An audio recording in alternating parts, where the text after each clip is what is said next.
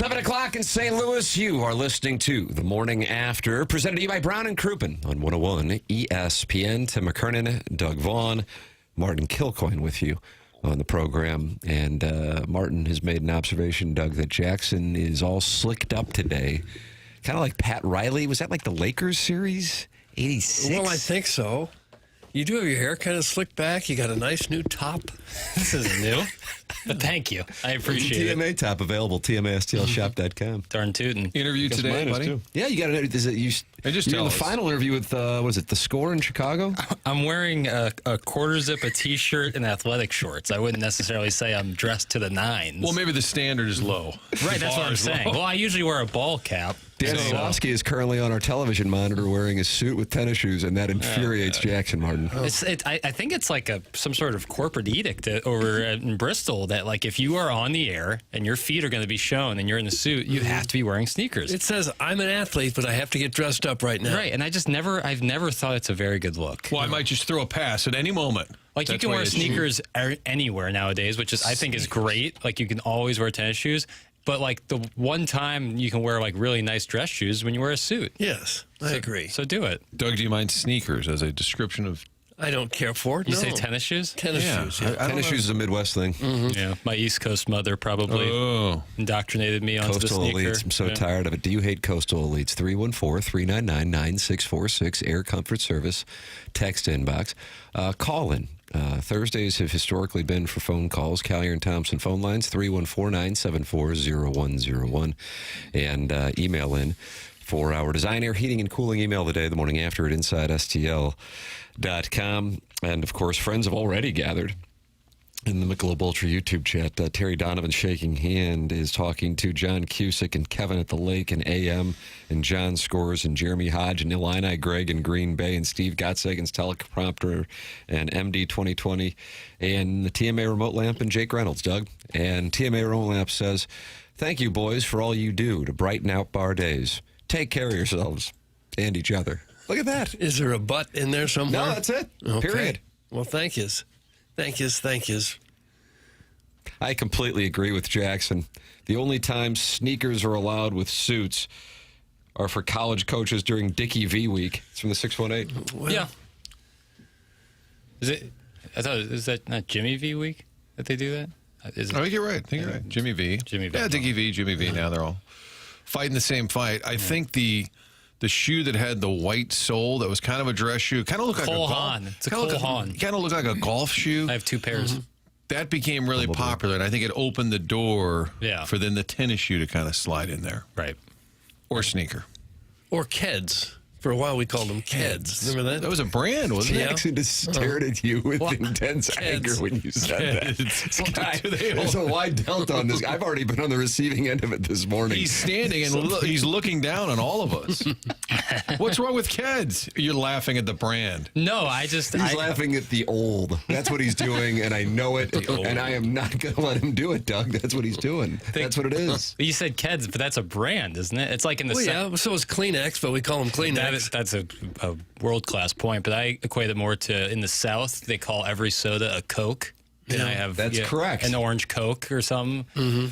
What does Chuckles Marlowe call a soda, Martin? See how well you know your coworkers. Pop? Yes. Right. And that's an upper Midwest thing, I believe. Yeah. What about on the East Coast? What do they call a carbonated beverage that has so much return on investment for your nutrition? I think soda. I think you're right on that. I think it's soda, like Coke in the South. Right. Like, but a certain, like, SEC country of the South. I think they just call everything a Coke. And so that's what I equate to, like, calling any not the SEC country of the South? What? What is not the SEC country of the South? That's correct. Delay tactic. I would say anything east of Texas, south of Tennessee. Hold on. What the hell? East of Texas. Yeah, east of Texas. That would be all of the SEC, wouldn't it? No, Missouri's not east of Texas and south of Tennessee. Yeah, but so the original non-South, what was your phrase that got us sideways? What did he say? The South that was non-SEC? Yes, and I said, well, what part of the South is not SEC? And so you said east of Texas. That would what I meant to say is a certain part of the South in the SEC. My apologies. I'm so confused. Okay. But you know what? The coastal elites don't like us, and really the SEC elites don't like us. I know. We don't have a whole lot left. Man without a country. But they like us when they sit down to eat. Our farmers feed the country. Oh, nice. You're a regular Paul Harvey. Mm-hmm. We call it soda here, right? Everybody's right. pretty much soda. I kind of like sody. I'm going to have a sody. Did you start that when they joined the SEC? Is that when you started doing that? Sody? Feels like a sody when it's an actual soda jerk mixing up the syrup and everything. Yeah. Jackson's having a horrific show. Oh, wow. It's 5 minutes in. Kwame Boyukas IV. I believe that's who it is. Oh, it can only They're go- really coming in fast and furious already. In areas where Friday night lights are a real thing, it's called Coke. That's from Alan Dadeville. Just flex Clemson to Friday night exclusively. That's from Alan Dadeville. And he wants to see Dabo coach Yeah. solely on Friday nights. That was one of Jackson's takes yesterday. And I was whispering into the mic like I was a producer in an IFB. Martin, abandon the take. And the man never would abandon the take. He just doubled down and doubled down and doubled down. Somebody tweeted or X'd me, whatever, and said, I'm with Papers. In fact, move some games to Thursday night. Wow. No. He took your bad take and one-upped it. Well, that right there, I disagree with, but I'm out on Thursdays. Thursday, you want to avoid the NFL. I can't reason around that. Now, on this Coke controversy, Sure. Coca-Cola's headquartered in Atlanta. Aye. I wonder if for years that's all you could get in the South. No, is that right? Was No a Pepsi? Was a Coca-Cola. What about Dr. Pepper? So I wonder if that's why they call it a Coke. What about sarsaparilla? Well, these things all exist, but I'm saying because Coke was founded and headquartered in Atlanta, I suppose that's why everything is a Coke. Yeah, you nailed it. Is that what it That's says? Yeah. Okay. All right. Well, we got past that. I think down there, Coke is for breakfast, lunch. And if they're not boozing down there, if you're real religious, you're probably drinking a lot of Coke as your substitute for booze, too. If you're not boozing, it's hard to find a good drink at a party or a bar. That's changing, Doug. Yeah, I was going to say. So what do you get? The mocktail, the line of mocktails is becoming ever more Mocktails? prevalent. Yeah. Now, what's in there? Well, it's just like a cocktail without the alcohol, and the non-alcoholic section of beer lists are growing. It used to just be like you get one NA at best. Oh, and old doodles. And no duels, but I now, did have I had a non-alcoholic Budweiser the other night at the brewery thing with the blues. It tasted like beer without the Right. alcohol. Yeah, Right. it was all right. I'll tell you what, the best one going is Michelob Ultra Zero. Hell yeah. Yeah, they've expanded the options in that department because a lot of people have chose not to drink. Don't drink as much as they used to. Right. Jackie needs some caffeine. He's still asleep. That's from Jackson's brother, Charcoal. Michelob Ultra YouTube. Do you have a brother named Charcoal? I assume that's because my last name is Burkett, but Nice. But you like that because that was folksy. Be a good nickname for you. charcoal. Hochi Charcoal Burkett. Acasio. I'm out. Oh, gosh. And you're still updating names, right? We're fresh into the month here. Fresh Yeah, into the day first 2, week. Martin. Still a lot of days to text in. If you don't have He a hates text us. inbox name in the Air Comfort Service text inbox, and I'm looking at, I guess I see about 15 texts that were all sent since 7:07, and it is 7:08. And I would say, let's see, 3 of them don't have names. It's highly unlikely that you get read if you don't have a name. It's highly unlikely. So just text Jackson and say, hey, Mr. Burkett, DBA Charcoal? No. God, please no. I would like my name in the Air Comfort Service text inbox to be, and then now you have been baptized. Then Jackson will put it right in there. And they don't have to all be weird or clever names. You could just say, hi, it's Fred. Yeah, Whatever. Sometimes the simple ones I think are funnier. Please read me. Like I always thought Don Hoffman was a great text name. Or the petite gentleman. Let's see. Wedding Tackle says if you're single and you go to a bar and drink mocktails, your perv rating hits an ultimate high. Like there's a perv rating? And they have Jackson, is there a perv rating at bars now? Should be. And it's guys drinking mocktails as single men? I think the term mocktail is not helping anybody, you know? Like if you just called it like some fruit, I'm having some fruit punch, I think that would be better because that's essentially what it is. Does Which is fine. mocktail sound fancy or sissy? Like childish. Okay. Like I've had to order cranberry juice a few times, and it's Right. good, but you feel kind of like a ninny going up. Give me a cranberry juice, please. And then, like in Departed, then you take a glass and smash it right over their head when they start talking that crap on you. Yeah. And then people will say, "What? You're not drinking? You're not having any fun? You're no fun. Why aren't you drinking? Where's Do your you really have alcohol?" people like Cage Your Balls? Yeah, Really? for sure. Yeah. Really?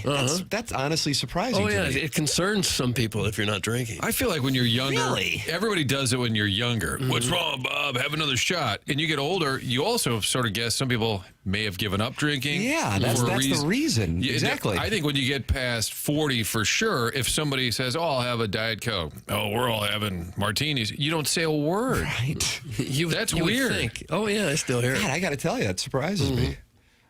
Why aren't you drinking? jackasses you hanging out with? You should just say, "Well, I just had a liver transplant. You should drink a keg a day." Get involved on the program. Text in, call in, email in, and then open up the YouTube app and type in TMA STL. And now you're in there with 131 TMA listeners and talking it over here. Jackson shot me a look of death, Martin, before the program because we had an agreement that he would watch 2 episodes at a minimum of The Hunting Wives. In exchange, I would appear on the critically acclaimed Movie Boy, which just released a 2.5-hour podcast yesterday, a rare Holy shit. midweek edition. Midweek drop. Yeah, midweek drop. What a treat for the listeners. Who's on the show? Gareth? Yeah, it's me and Gareth. On this episode. Martin's Why is it so disappointed. frustrating? Well, I know. My podcast. Well, you can do whatever you want, but I thought he was like a special guest, and I believe now he's been on 3 out of 7. Yeah, he does the work. I want someone to talk Well, to. is he your It's hard to co-host? solo pod. I have all these funny quips, and no one's there to giggle at them. To giggle. Will Gareth giggle? Oh, yeah. If he wants to keep coming on, he'll giggle. He's got the Ed McMahon vibe He does down. have that. Yeah. Does he get paid for this? Oh, well. Oh gosh. In love. I don't know if we paid have in love. do we have time, Chairman Kurt? I'm sorry, but at some point, if there's any way to do a deep dive, I would love a good Gareth giggle One of Jackson's, for us. So let some me of get this Jackson's straight. Carlin-like material. You want me to step out and go listen to 2.5 hours of Movie Boy? Yeah, wait, well, wait, twice maybe, So just to make sure. Whenever you get the chance. Yeah, I don't have anything going on.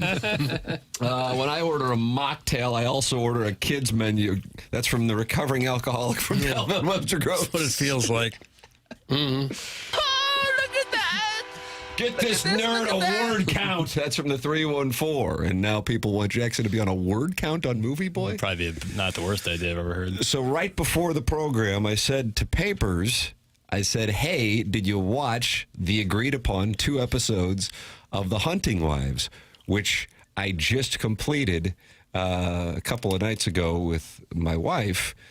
And I said on the program, I think, Martin, this was during the onboarding hour, I said, I can't help but tell you how awful it is, but at the same time, I recommend watching it, not just because of the Sapphos, but somehow it's so bad, I find it to be good, but good in a way that you can't necessarily explain. You just can't stop watching the program. And considering Jackson's sophisticated Horton Watkins palate, I could not wait for him to ingest this content.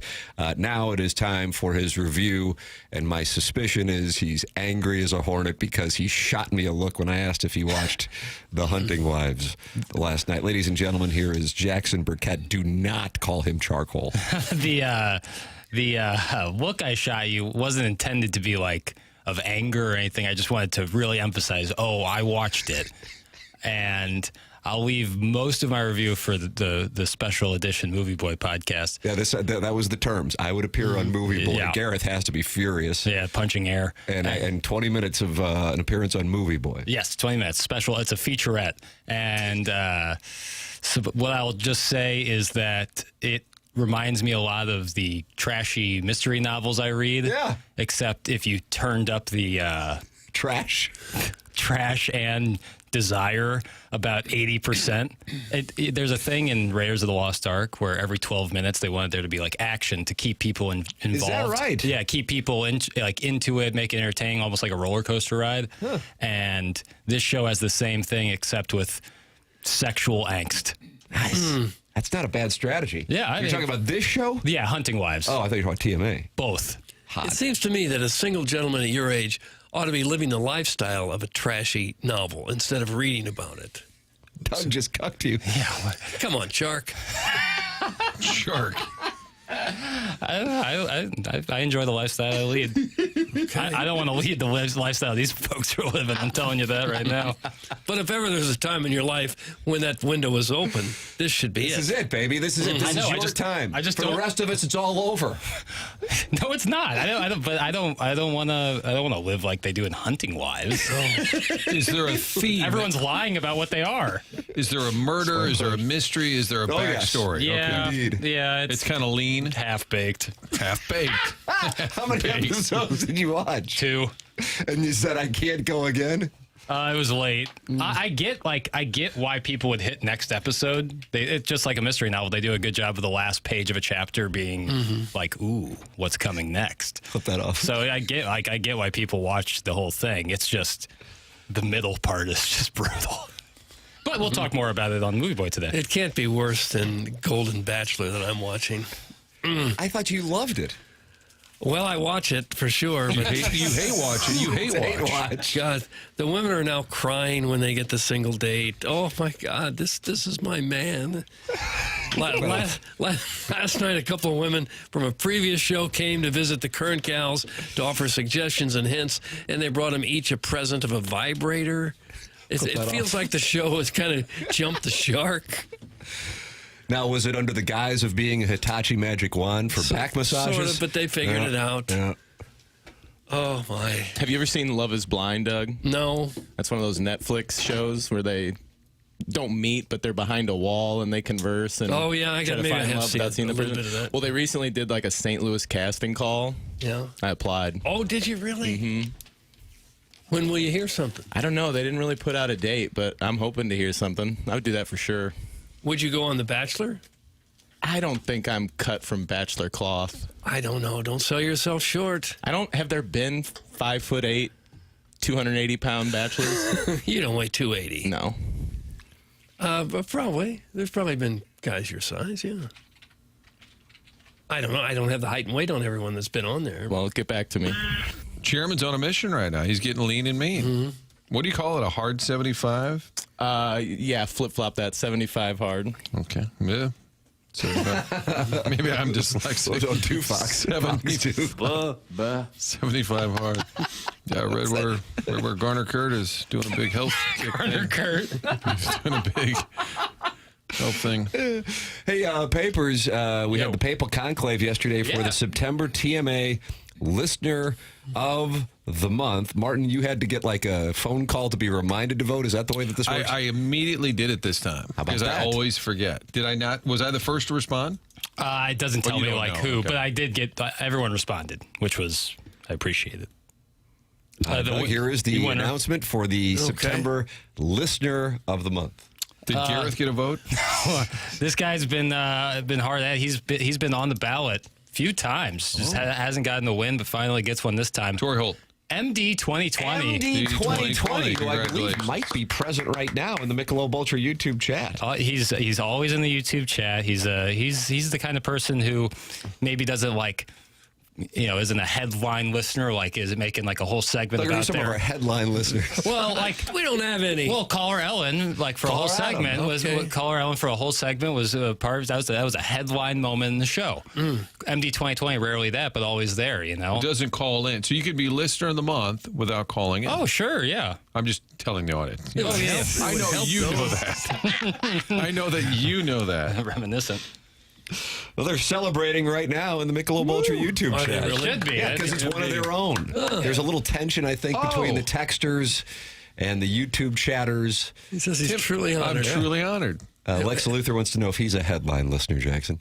Lex Luthor, no, boy. probably not. But callers get that, like that when you call in, like you become So Pastis is a headline listener. some days, big headline listener. He's kind of disappeared after the 95 win Well, projection. he's Chairman Colonel let me know he's on the line. Oh, We've been so busy. terribly busy. So much.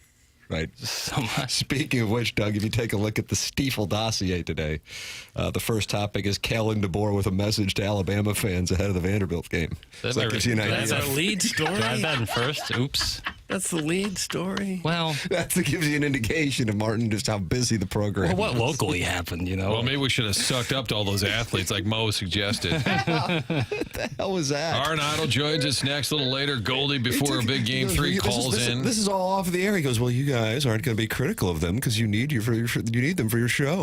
And I go, I got to tell you, we hadn't even started the interview. I go, that's just not true. Is that our show anyway? At the very least, and I don't think most show, like what Cardinal players are coming on any show in time. I mean, maybe it's going on. Got to be honest with you, I don't get a chance to listen, but like, who cares? For real, like who wants to hear from athletes? And listen, I would if we're talking without a microphone, but when there's a microphone in front of them, they're doing the right thing by going Derek Jeter, which is saying nothing. That's why former athletes are typically the guest. 100%. That's why you always have a former Cardinal or a former whatever, Exactly because right. they don't care. Right. They don't or work an for athlete anybody. like we had with Kachuk when he was winding down his career, Martin, or Edmonds, when they had made so much money and they had the equity that they're like, F it, we're going to say whatever. Otherwise, if you get a guy who's still kind of grinding it out and making league minimum, the last thing he wants to do is blow himself up by saying something that's titillating for the audience. Leave it to me, I'll titillate you, Might Doug. get himself traded to Tampa Bay. That's exactly right. Speaking of friends of the show, Yeah, especially I these kind of forgot Steven Instagrams. Matz was on the Red Sox until they were playing. I'm like, oh my gosh. There he is. A friend of the show. Was Brought him always- in a key situation. Yeah, he's had a nice season.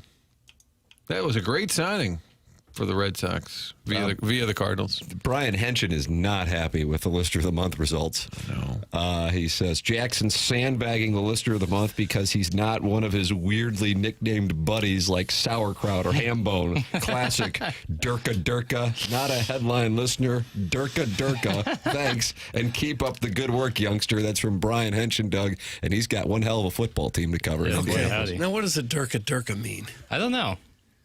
I don't. Sounds like a sound effect written out, but what is it implying? I don't know. I think it's just some onomatopoeia to just like imply. Hey, did you hear that? Don't use these words Idiocy. around me. What would you like me to say? I don't.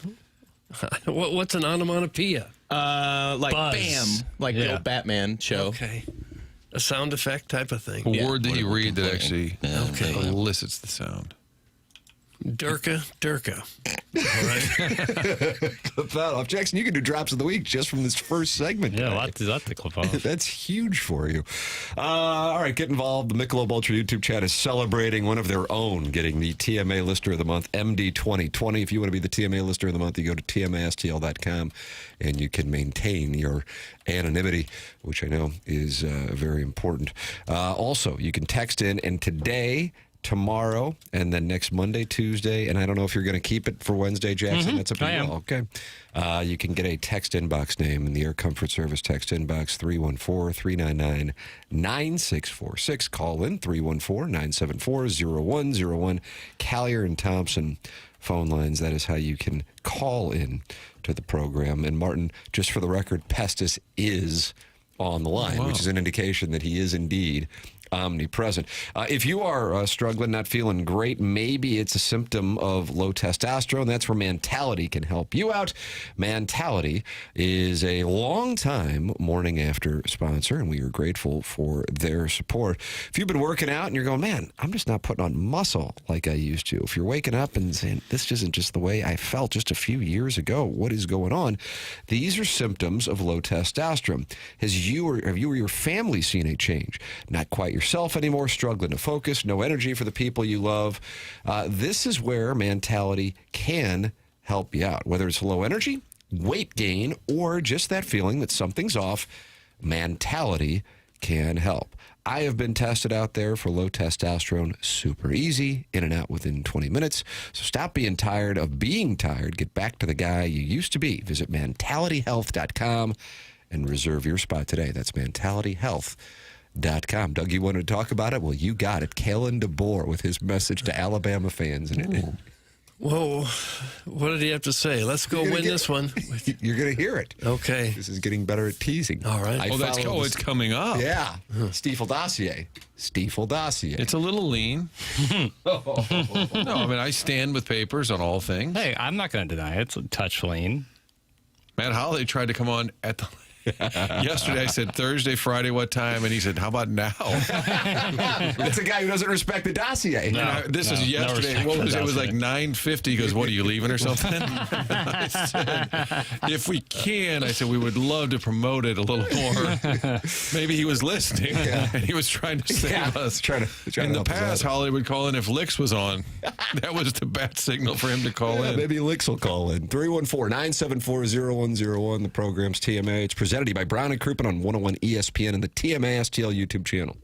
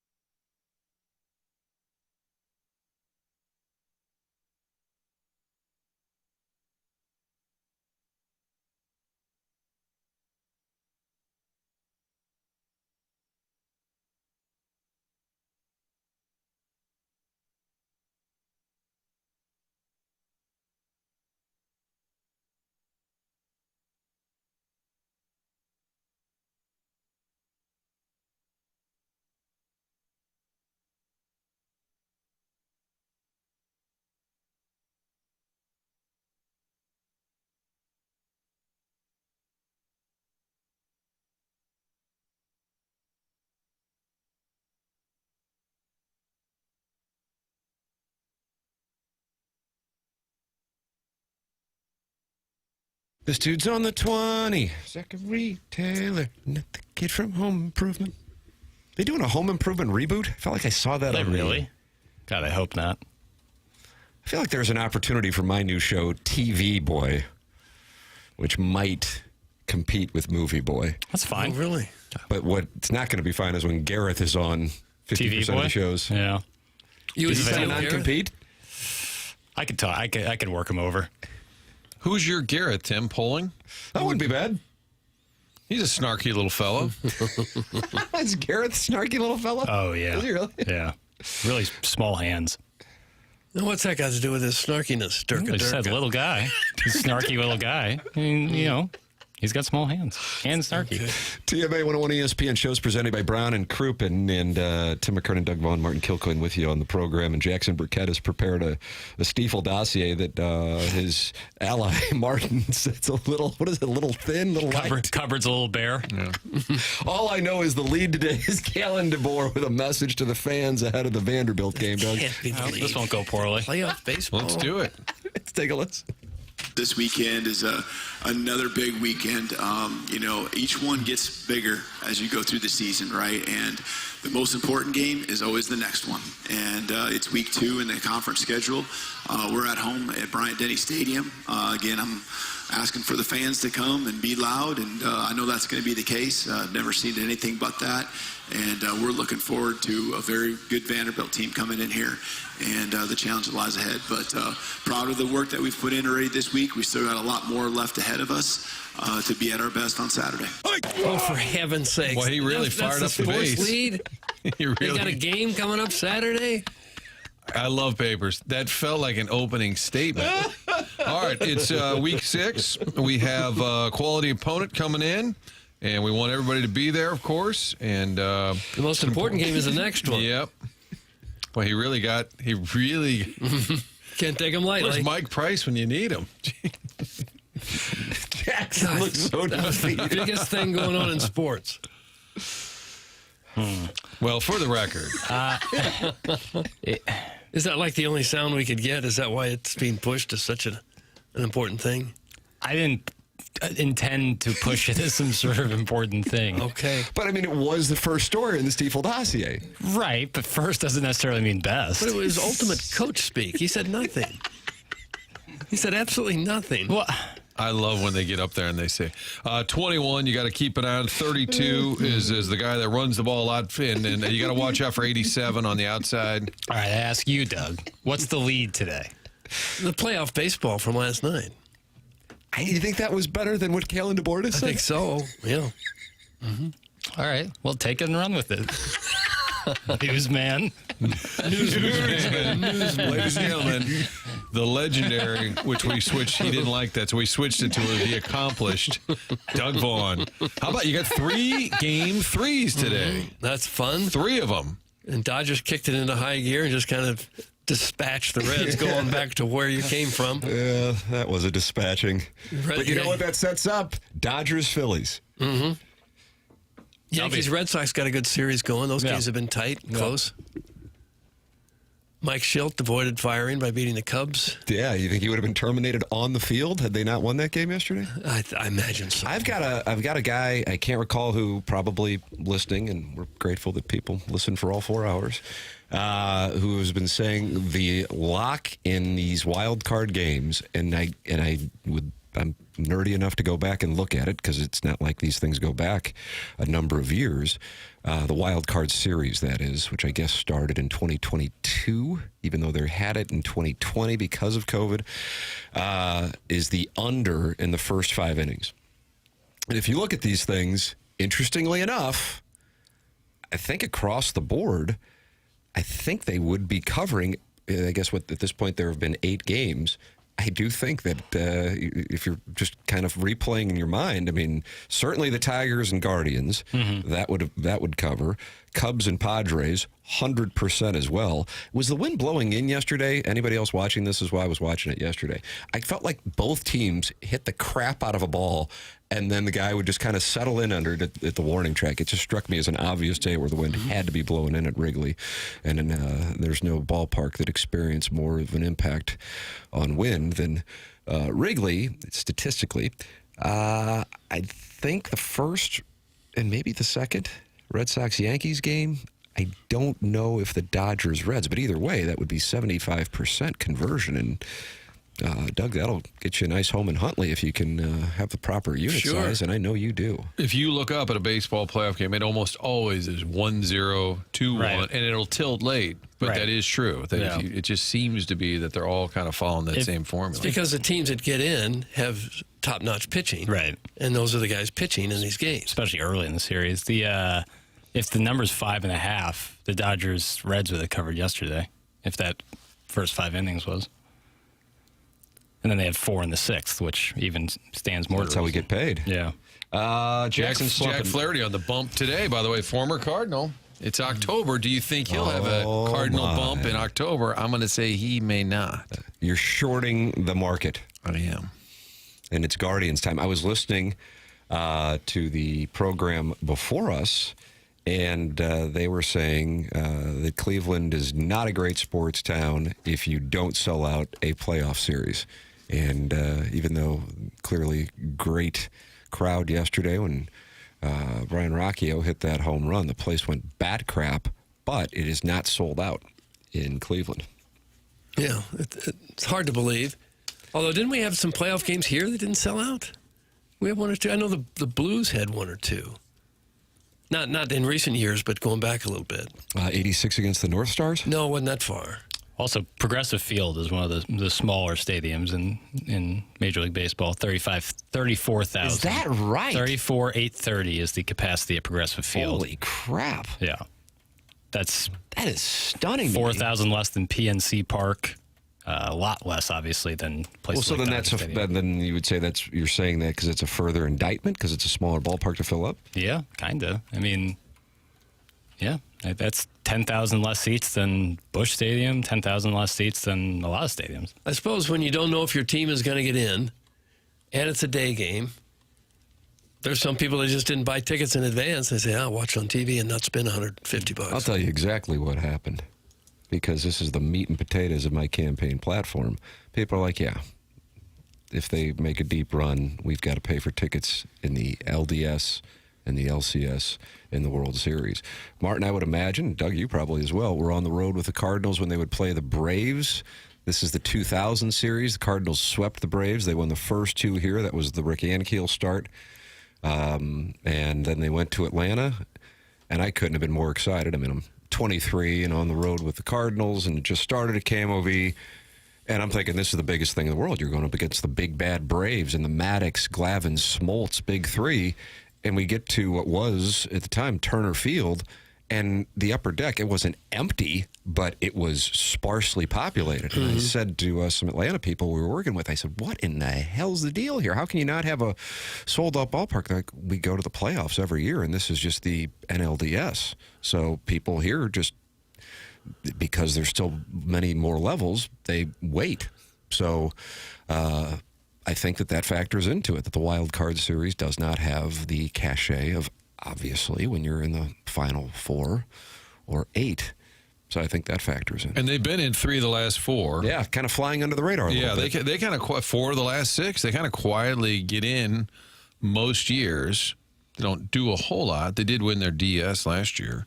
But maybe that's part of it. Although they sell out every Browns game. That market, as awful as the Browns have been, they should have a year where everybody gets in free. I mean, as awful as that franchise has been, they fill up that thing every Sunday. So Cleveland's a great sports town. They probably are just waiting. And how many tickets didn't sell? Like 500, Jackson, whatever. I mean, it's not an empty stadium. Progressive Field is actually the smallest MLB stadium by total max capacity. How about that? Huh. I would not have guessed that. Well, it's a lot easier to sell out a football game than it is a baseball game, especially when you don't know if the baseball game is even going to be played. Guys, LA's not selling out. That's from the 314. The Dodgers didn't sell out? That is what the 314, unnamed at the moment. Would you like a name? Jackson will do it for the next 6 days. They're also, I mean, the Guardians game played during the day, right? You know, people are working, and you know, it's like, do I want to take off work and spend all this money? That's a double whammy. And it's probably the worst seat in the house that is not selling out. Right. So you got to pay $150 to go sit in the 400 section in left field? Right. Maybe not. Doug, they panned the crowd last night in the Bronx, and once again, all gentlemen. I noticed that, just screaming, all of them. Just fit to be tied. Martin, have you noticed that in your travels to New York? I think this was an onboarding hour topic. They panned the crowd in the Bronx, but this would also go on at, maybe it's a little less now at MetLife, but it's still the disparity between the presence of gentlemen and women in particular at Yankees games, but I think it can carry over to Queens and also for the Jets and Giants. It does seem that every game, Giants, Jets, Mets, Yankees, is Vinny and Sal, and they're sitting together. Carmine couldn't make it. And they're He's still in the furious. slammer. Angry as hornets. And did the women ever get invited? No. No. Are there women in the lives? You know, I mean, that might be one of our founding questions. Well, you probably Brian have in to, Breezy Point. What's up, Brian?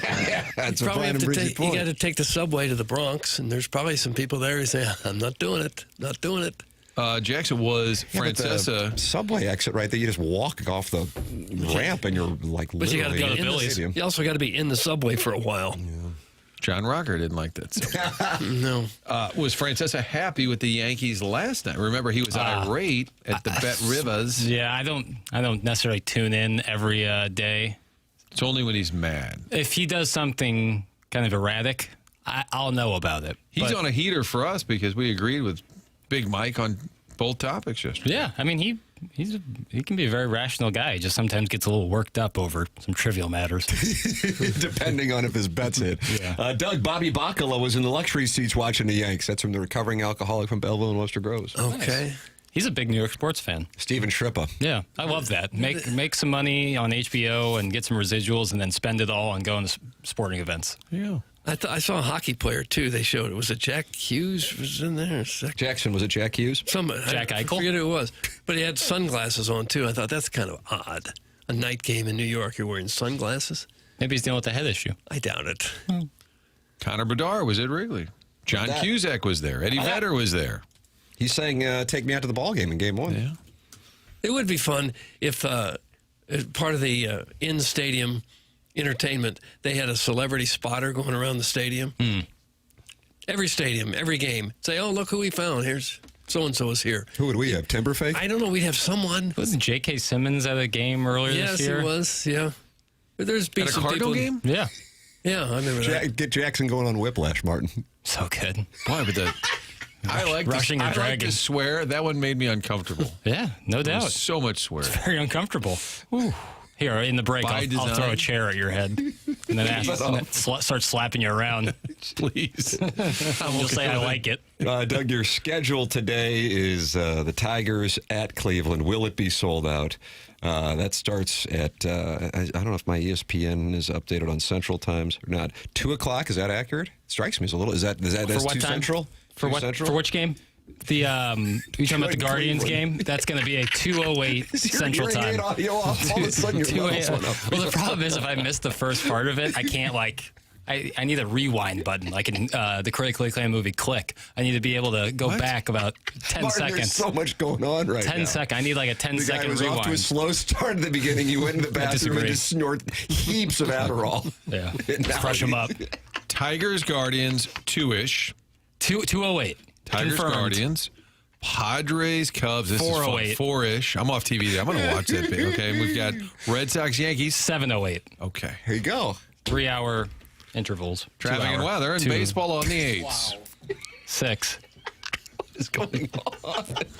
I feel like I'm at the Sigma Chi house at 5 in the morning. in 2 the late hours 90s. between the Padres and Guardians game, and then it's 3 hours between the Red Sox and Yankees game. 2.5 hours on aggregate. Aggregate. I don't know. Chairman sideways. Yeah, I don't know what's going. Well, I've said it's always your own guys, but I don't get the issue here. I said 3, 2, whatever. I'm the only one who had the game time, so I'm providing a service over here. Guys, the Adderall is clearly kicked in. That is from MD 2020, who just claimed the TMA Listener of the Month in September. I'm unbridled today, so I don't know what you guys are talking about. And MD 2020 is working both venues. He's on the YouTube. Yeah, he's doing both of them. yeah, and over double here. shift. Charcoal Unbridled. That's the name of this segment. Charcoal Unbridled. Oh, my gosh. Hey, are you guys still talking soda? If you grew up south of Highway 44, it's called a sody, and you probably are a Packers fan who wears Oakley sunglasses, and you don't realize people can see your liked tweets. That's from Dogtown Astro fan. That's what happens if you call a carbonated beverage a sody? Sody. You don't realize people can see your liked tweets while you wear Oakley sunglasses? Carlos Martinez on my mama. I didn't realize that. Man, it's like a master's thesis from Dogtown Astrovan. You can send in your master's theses, 314-399-9646. That's the Air Comfort Service text line. Then you got that Michelob Ultra YouTube chat that is up there on youtube.com/TMA. STL. And then, of course, you can email in for our Design Air Heating and Cooling email today, the morning after at InsideSTL.com. Martin, can you tell the people about Design Air Heating and Cooling? Design Air Heating and Cooling. Yeah, I can, Tim. That's a great question. Can I tell if I can? Because they've been around for more than a century, and when you're getting something fixed like your furnace, your air conditioning, you want to make sure you get that right. It's so important, the comfort inside your home, and you can count on Design Air. Today, tomorrow, next week, they're going to be here. Family-owned and operated St. Louis-based company. We love those kinds of stories. Also, they're loyal. Longest-running TMA sponsor, and we appreciate all the listeners who are loyal to them in return. DesignerService.com is where you can get online, get things tuned up before winter. Or I know it's in the 80s now, but soon it'll be winter. Make sure the furnace is running properly. Get signed up online, and you never know. Could be, is it Larry and Steve now are both? Oh, yeah, Doug, that's a Silver Fox, right? Yeah. And are they candidates, you think? Not quite for the Silver Golden Bachelor. They're not that old yet, but maybe down the road. Well, they might be. Yeah. See? There's always possibilities. But the main point is they're going to get out there. They're going to get things fixed. They will not upsell you. That's something that Seth and the team work on, too. They want to make sure they get the repairs done right. Make sure you're pleased with the service. Mr. McKernan, in fact, got a new unit over there. And then got multiple bids and then said this is the best one. DesignerService.com is the place to go. Email in the morning after at InsideSTL.com. The morning after at InsideSTL.com. Shooter McGavin claiming the first win in the month of October yesterday. The morning after at InsideSTL.com for the Design Air Heating and Cooling email today on our Stiefel dossier. The program's TMA. It's presented by Brown & Crouppen on 101 ESPN and the TMA STL YouTube channel.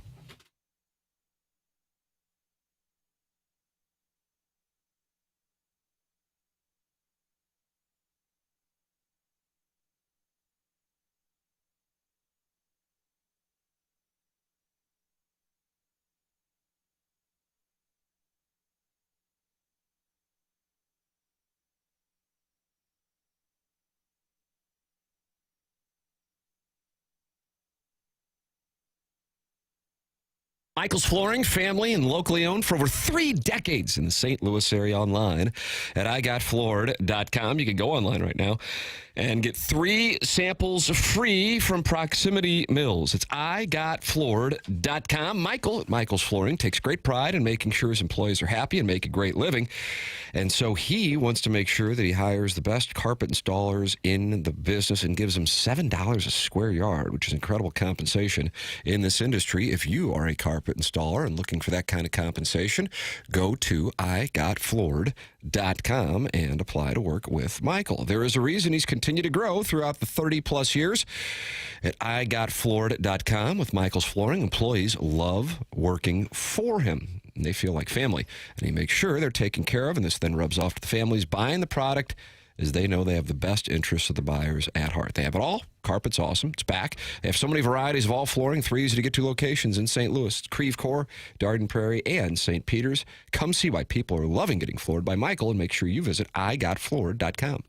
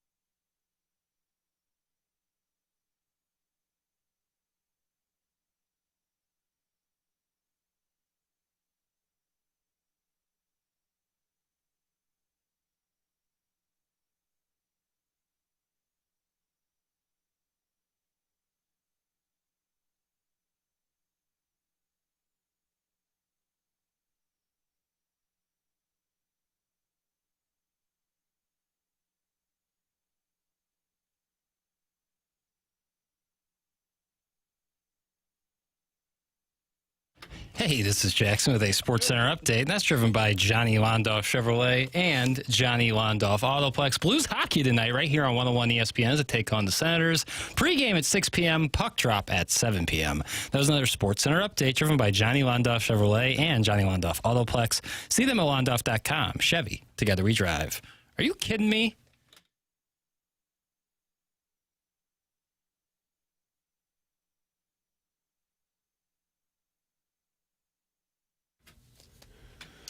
You like this one, Doug?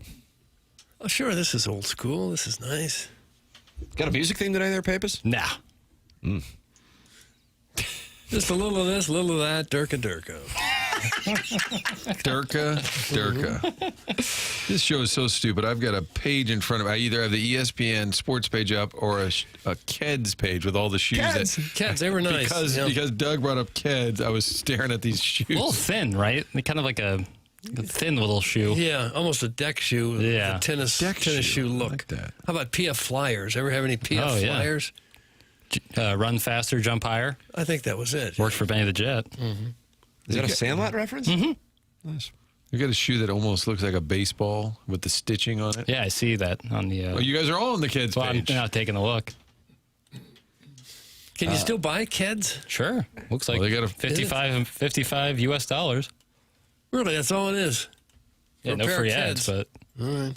There's a lot going on in this Michelob Ultra YouTube chat. Open up the YouTube app and then type TMASTL in, and the next thing you know, you're in there and you're watching the show and you're watching four hot guys do a program. But the legend of Columbia, who I guess played a role in me getting a table at CC City Broiler. Was that before the Kansas game or the South Carolina game, Doug? I can't recall. It feels like it was a little Kansas? while ago. Yeah, We I met think the you're right. legend over the phone. Yeah, he says 21st birthday in Como was at the old Hootenannies, and after my 21st shot, that was 151. I would up passed out at Club Vogue. And I there's wound up. I think you're right. I wound up. And there's two dancing girls in his emojis. That's Okay. going on in there. Then the next text is, I like Tim's loins. That's from the Pope. Let me get the. All right. Then the next one is Doug's Warrior Ethos writing, I know a pale producer that likes to get all effed up on the Henny and go camping with 15 of his bros. That's from Doug's Warrior Ethos. That's the Michelob Ultra YouTube chat. I don't really like Hennessy. Cognac in general. We'll take your cognac It's calls. not really for me. I'm a gin guy. Are you? Yeah. Slow gin? And that's What the hell SLOE. is slow gin? How is that no different idea. than regular gin? I have no idea. You can call in with your stories of enjoying a slow gin. Callier and Thompson phone lines, 314-974-0101. And you're welcome to get involved by texting into the Air Comfort Service text inbox, 314-399-9646. And oftentimes we will read what you are posting in the Michelob Ultra YouTube chat. Really an unfortunate start in the Stiefel dossier with that Kalen divorce. It was basically announcing they have a game this week. According to who? Arch? Arch said that to you? No. Quickest fold in the history of sports media. Almighty. Dirk 3K, leave Jackson alone. All right, Jackson. The next sound is the guys from that SEC podcast talking about if Missouri would get game day next week. Right. No. But just real quickly, I would have to say that's as close to being impossible as it gets, considering where they are this week, right? Yes. They reasoned through it. Oh, okay. Because for the record, game day is in Tuscaloosa for Diego Pavia and the Commodores, 10.5-point underdogs. That's why DeBoer was so fired up. I guess so. So I can't imagine that they would then go to Columbia for Missouri and Alabama. And it's also an 11 o'clock start, so you can't do it on the quad because people would be over south at Faroe Field. All right. Well, Doug, I'll listen. Okay, it's all we can do, really. Hey, we just got a donation shout out. Joe gave us $10. Is there any chance game day goes to Mizzou Bama after Bama, or are we out of luck for game day this year? Well, I think there's still a chance, but I don't. Let me see what the top 25s are real quick. I'm looking it up right now. Okay. Yeah. What other marquee games would be on the docket?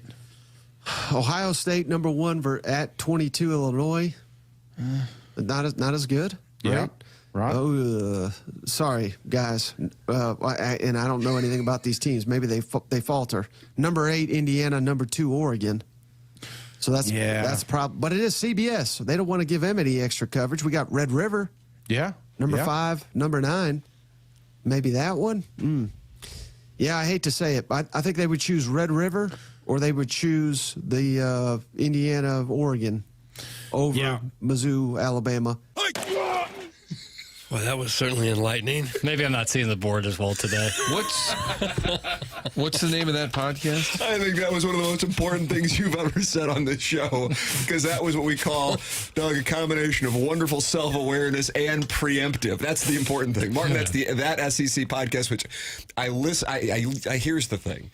And there are some people who love that podcast, and when I say I don't listen to it now because they just do podcasts all the time, I think they probably have to hit certain numbers to get their advertising, and I understand that. God bless, that's the game.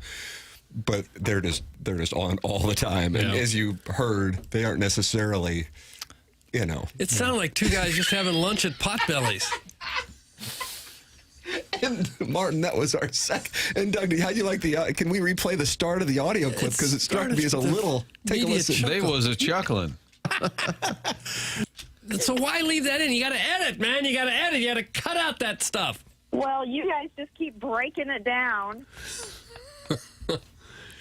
Were these even two experts or just two guys? Two guys. Cousin Shane and SEC Mike, who has a very soft voice. He does have I like the way he says Texas. Yeah, I kind of read you a bedtime story. Okay. Yeah. God, it's a light day. That account is clickbait and constantly giving made-up takes. That's from Steven Time. Jackson, did you get engagement farmed? Well, all takes are made up. Yes, they are. Made up. I don't understand that. Or clickbait. I don't think they're. Fight Steven Time. Well, I don't think they're clickbait either. How was that Everybody wants to have clickbait. You want to do something that's going to draw some attention to what you're doing. That wasn't engagement farming. They didn't say really anything. Then you could ask, why did you clip it off? Fair question. How did you find that clip? No, I'm not mad. No, I'm not mad about it at all. Fair. I'm not. No, I'm curious. Sure. It came across my desk. Came across What does that my mean? desk. What does that mean? Well, that's that segment that we haven't seen in a while from the desk of Jack B. It came across my desk. Now, usually, I would say a lot of the audio and Fun with Audio is me sending you TikTok or Instagram clips. Sure. That one I'm not responsible for. May I ask who your source was? Me. I scroll Twitter every morning. And you said, scour I it, really. have this. Well, I heard it. Some we've talked about before with Game Day. Thought I could provide some outside perspective. Well, sure. In retrospect, not my best move. Oh, well. And you say you're not seeing the board? Maybe not. Yeah, some days you see it better than others. Some days you can see what the defense is throwing at you. Today's not one of those days. No, it's better. When it's terrible, it's better. Run the ball. That's what I say. Run the ball. I love when Jackson doesn't do his homework, so he jots down gobbledygook, and then he gets called to read it in front of the class. That's from caller Buzz. That's more or less what's going on at this very moment. I think the dossier gets going a little later. If you peek ahead. Like the dossier. Like an MLB playoff game? Yeah, no, I think, Slow you start. take the under, take the early under on the dossier, Tim, and then bet the over later. Interesting. Yeah, Because there is some Yoff talk. Somebody texted about this as well. There was a great moment where a baseball player dunked on the NHL, and Jackson celebrated. We'll get into that. Nice. We have Beth Page Bedlam in 8-2. Matt Fitzpatrick responding to the PGA of America, commenting about the treatment that the U.S. players got at the Ryder Cup. So now it's heating up. You just got to wait because Slow Beth Page, burn, Doug. Right. Beth Page Bedlam is still to come, and Yoff Talk is still to come. We got a whole MLB NHL thing that got started out of this, and Jackson's got a new hero. It's all coming up. Yeah. So don't give up on the Stiefel dossier. I haven't given up at all. Based on what you've heard. You just keep battling. It's a Come back in the second half. 4-hour program. You don't judge it based on the first 48 minutes. No, you shouldn't. Two of the past 5 texts are mad at Jackson for calling it Twitter. Really? Jackson, it's X. Twitter does not exist. That's Eric in the Central West End. And then from the 314, it's called X, Libby Jack. Twitter is dead. Oh, cares? I feel like it's the same thing. It's a weird spike of the football. If I type in the word Twitter into a Google search, if I type in twitter.com, the site X comes up. So I feel like you can call it either. Yeah, I think so. Same thing. But some people like some things, and some people don't like other things. If you call it Twitter, I feel like everyone's going to know what you're talking about. If you say X, people might say, "What are you talking about?" I agree, Doug. Some might. I agree. Yeah. I'm so used to calling it Twitter. I think a lot of people are in the same boat when you're used to calling it something like that. I wish he hadn't changed the name of it. I agree. Twitter was perfect. I think. What was the reasoning? I guess when Elon Musk bought it, Well, I know that, but I was He said he had the X.com domain since the invention of the internet, and he's always wanted to use it. That's what at least my interpretation of it was. I could be wrong. I think on that. the cleverness of X marks the spot, or nice. Maybe he just wanted to show that it's going to be changed from what it was. Sure. Are we done saying formerly known as Twitter every time you say X? I think they do that in some Print publications, but yeah, I'm not going to verbalize that. Now, do we still say I just sent out a tweet on X? Again, too. Yeah, I think if you say it, people know what you're talking about, so you've accomplished your goal. What do you call truth social? Do you say I just truth something? I've never been in the conversation where I've had to say that. Well, Doug, what happens on Truth Social? It's about to get really active in the text inbox, and my guess is the 101 ESPN YouTube chat. If I had to guess, these are just guesses. This is a real piece of my life. What's up? What's up? Because we are workshopping. Yes, indeed. When we say, I tweeted. Post. Okay, so everything Truth would be a Social, post. They Everything all fall under the umbrella of post. Right. Bingo. Okay. Bingo. Tim, you like housekeeping? I do like housekeeping. People don't like, Martin was texting with. I had texted Keith Kachuk because I wanted to know if Brady was playing tonight because the Ottawa Senators are in town. That's You can right. work that into an update papers. Yeah. Brady Kachuk, he said he is playing. Ottawa is the capital of Canada. Work that into the update. But then I realized that we went back and forth about Brady playing, and Big Walt says, I got to go out on the recruiting trail. He's scouting, so he says he's not going to get to go, but Chantel's going. And then I looked the last text, like a month ago. I said, hey, why don't you come on the show? Right. And he goes, oh, by the way, yeah, let's do that sometime. I'm like, well, a month ago. I said, Yeah. So he says he'll be on next week. Yeah, say it, Walter. Talk some Sox, although he hates the Sox now because they traded Mookie Betts. That's when he gave up.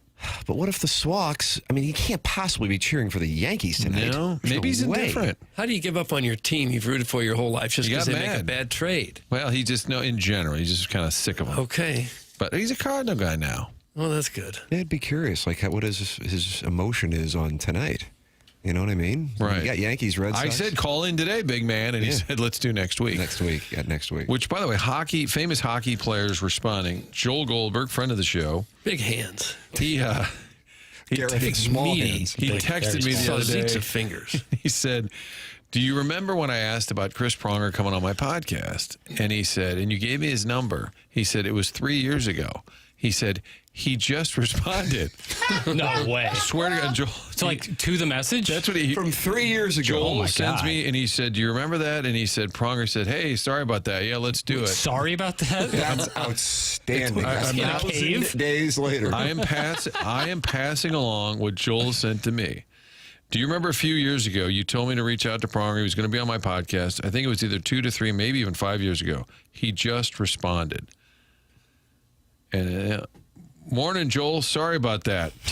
I thought I had replied to your text, But didn't hear from you for 3 years. My bad. Let's chat soon. Cheers. awesome. Prongs. How about that? And Joel's like, I swear it was 3 to 5 years ago. That is And outstanding. he says, sorry about that. I thought I'd responded. I want Pronger on just to talk about his text Yes. exchange with Joel, and then maybe we go, and the Blues are starting here in a week. Thoughts? How deep would you have to scroll back into your text to find something from Do you 3 guys years do ago? this, though? Because I'll go, I bet I owe some people some text back, and when I have 5 minutes without children running around, I will scroll back to make sure that I've responded all texts. But boy, Doug, you would have to go deep into the vault to get back 1,180 days. Well, I figured it would start to erase them after a certain period Mine of time. does after a year. Yeah. But it could be, and I have no idea if for some reason he was going to send Joel a note, or his wife's got a book out and they're kind of making the tour. Maybe he called up his contact and then saw the last exchange was, hey, you want to hit me up?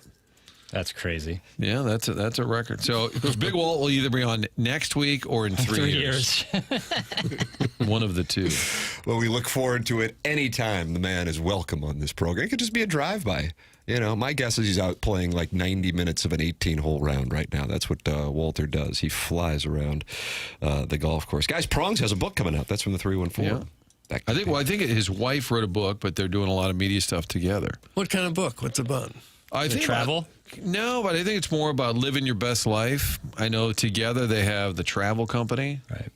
Chris and Lauren. And they're going to be at the Two Fox later this month. It's probably easy to live your best life when you made $120 million as a hockey player. So you think it's a short book? I mean, it's pretty easy to say. Do whatever you want to do. Yeah. I remember when COVID hit, Dexter Fowler tweeted something about, hope you saved up. And I'm like, well, you made $100 million bucks. How'd that play? Did some of the best fans have a thought? Yeah, they weren't real pleased.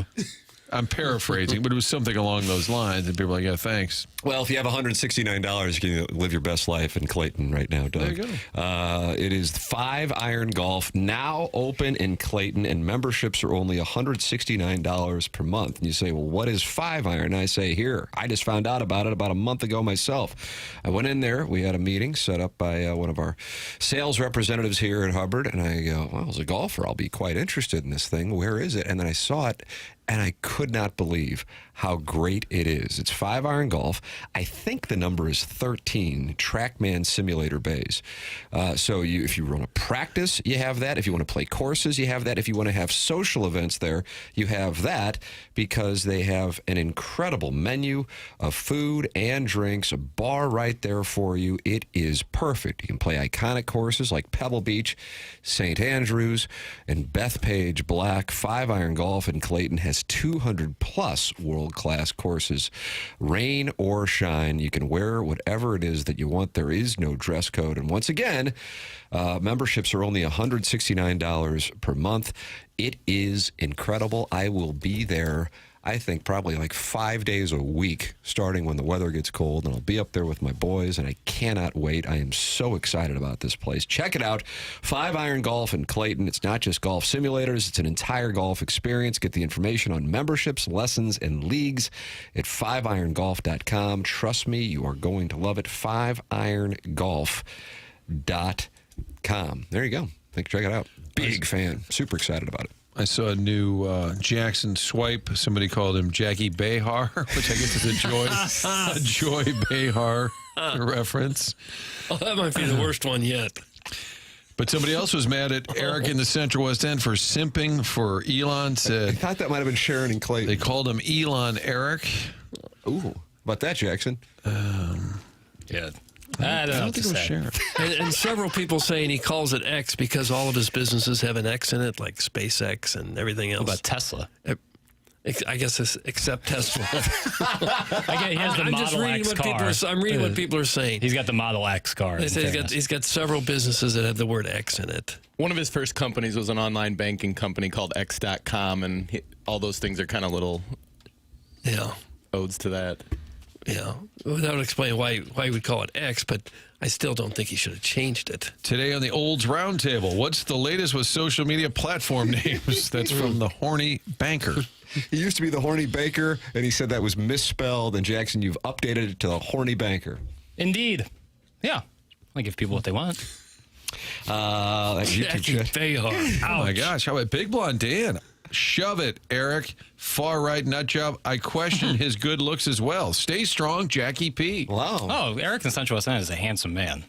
Well, Big Dan, Big Blonde Dan. Would you ever go wondering. No. Why is that? Well, in like a romantic setting, and God bless anyone. You're thinking about it, aren't you? I'm just the player is reason. I just want to be, as kind as I can be. If that's your persuasion, God bless. Do what you want to do. Not for me personally, but I can establish that he is a handsome gentleman. I think that we can do that as a society. We can say, hey, that's a handsome person. That's a handsome person. What a good looking person. I am not sexually attracted to you, but good look. Okay. And I think Eric in Central West End is a perfect example. Maybe we don't see eye to eye politically, but that doesn't mean that you included maybe. Yeah, but that doesn't mean that I can't still say, good looking man. Ollie Oakville says, I've got a take here. The reason Jackson fixed his hair today is because he knew the lineup was trash.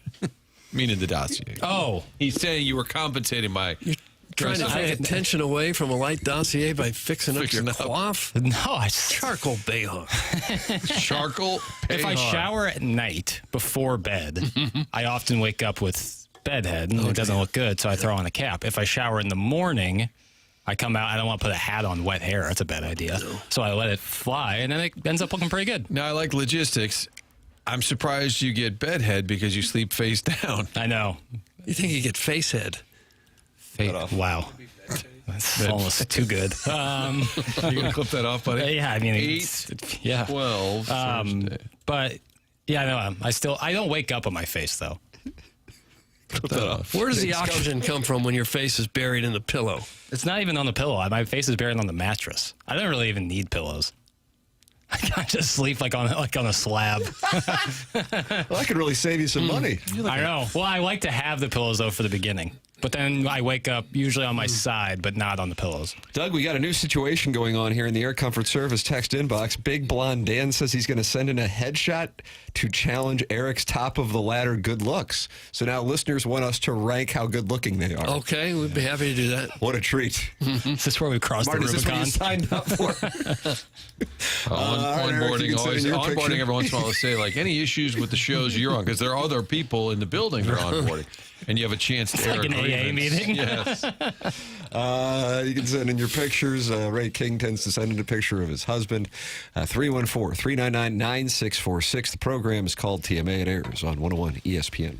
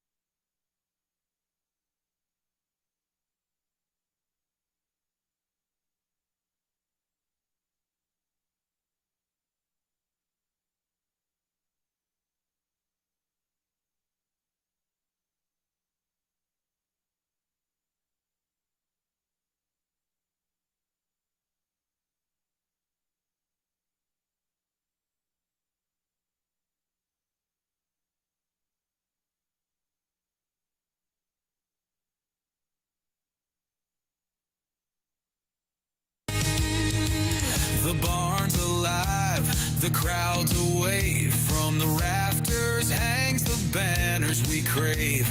Bennington's gloves catching dreams to save. Every shift we skate like warriors brave. Joe Blues love got us on a roll.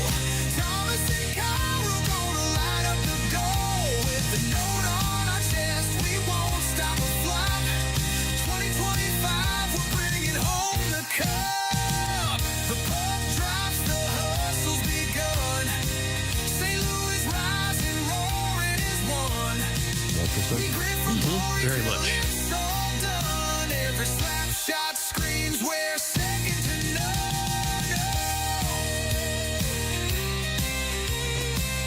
Hard not to get fired up when you hear that. I'm ready. Yes, I'm ready for that. 1 week away? I felt like you were asking there. No, I knew. October 9th against the Wild. But there was a vocal pattern there that I picked up that was more of an inflection, asking a question than saying 1 week away. Yeah, well, you know. I mean, just tell me the read's right and full. Lay it down. I know. I have the better hand. I think you were have threading the needle. You thought it was next Thursday? I know. October 9th. I'm good. October I 9th. hit the gut shot on the river that I was telling you about. I know that their first game is on October 9th against the Minnesota Wild. I'd like to see them get a little W tonight against the Sens. I'd hate to see a whole preseason go winless. Okay. Oh, that was my take, and I thought it was a good one. I don't think you want to have a winless preseason. I don't think they could care any less. Well, every time you go out there, you're still trying. You're playing hard. They're not out there just lollygagging around. I know it means nothing. They're playing young goalies. But specifically, the first however many games, what are they, 0-3-1? They've been just like trying random guys out, especially on the bottom two lines. And recently, I'll be curious to see what they do tonight. But the other teams are doing that too.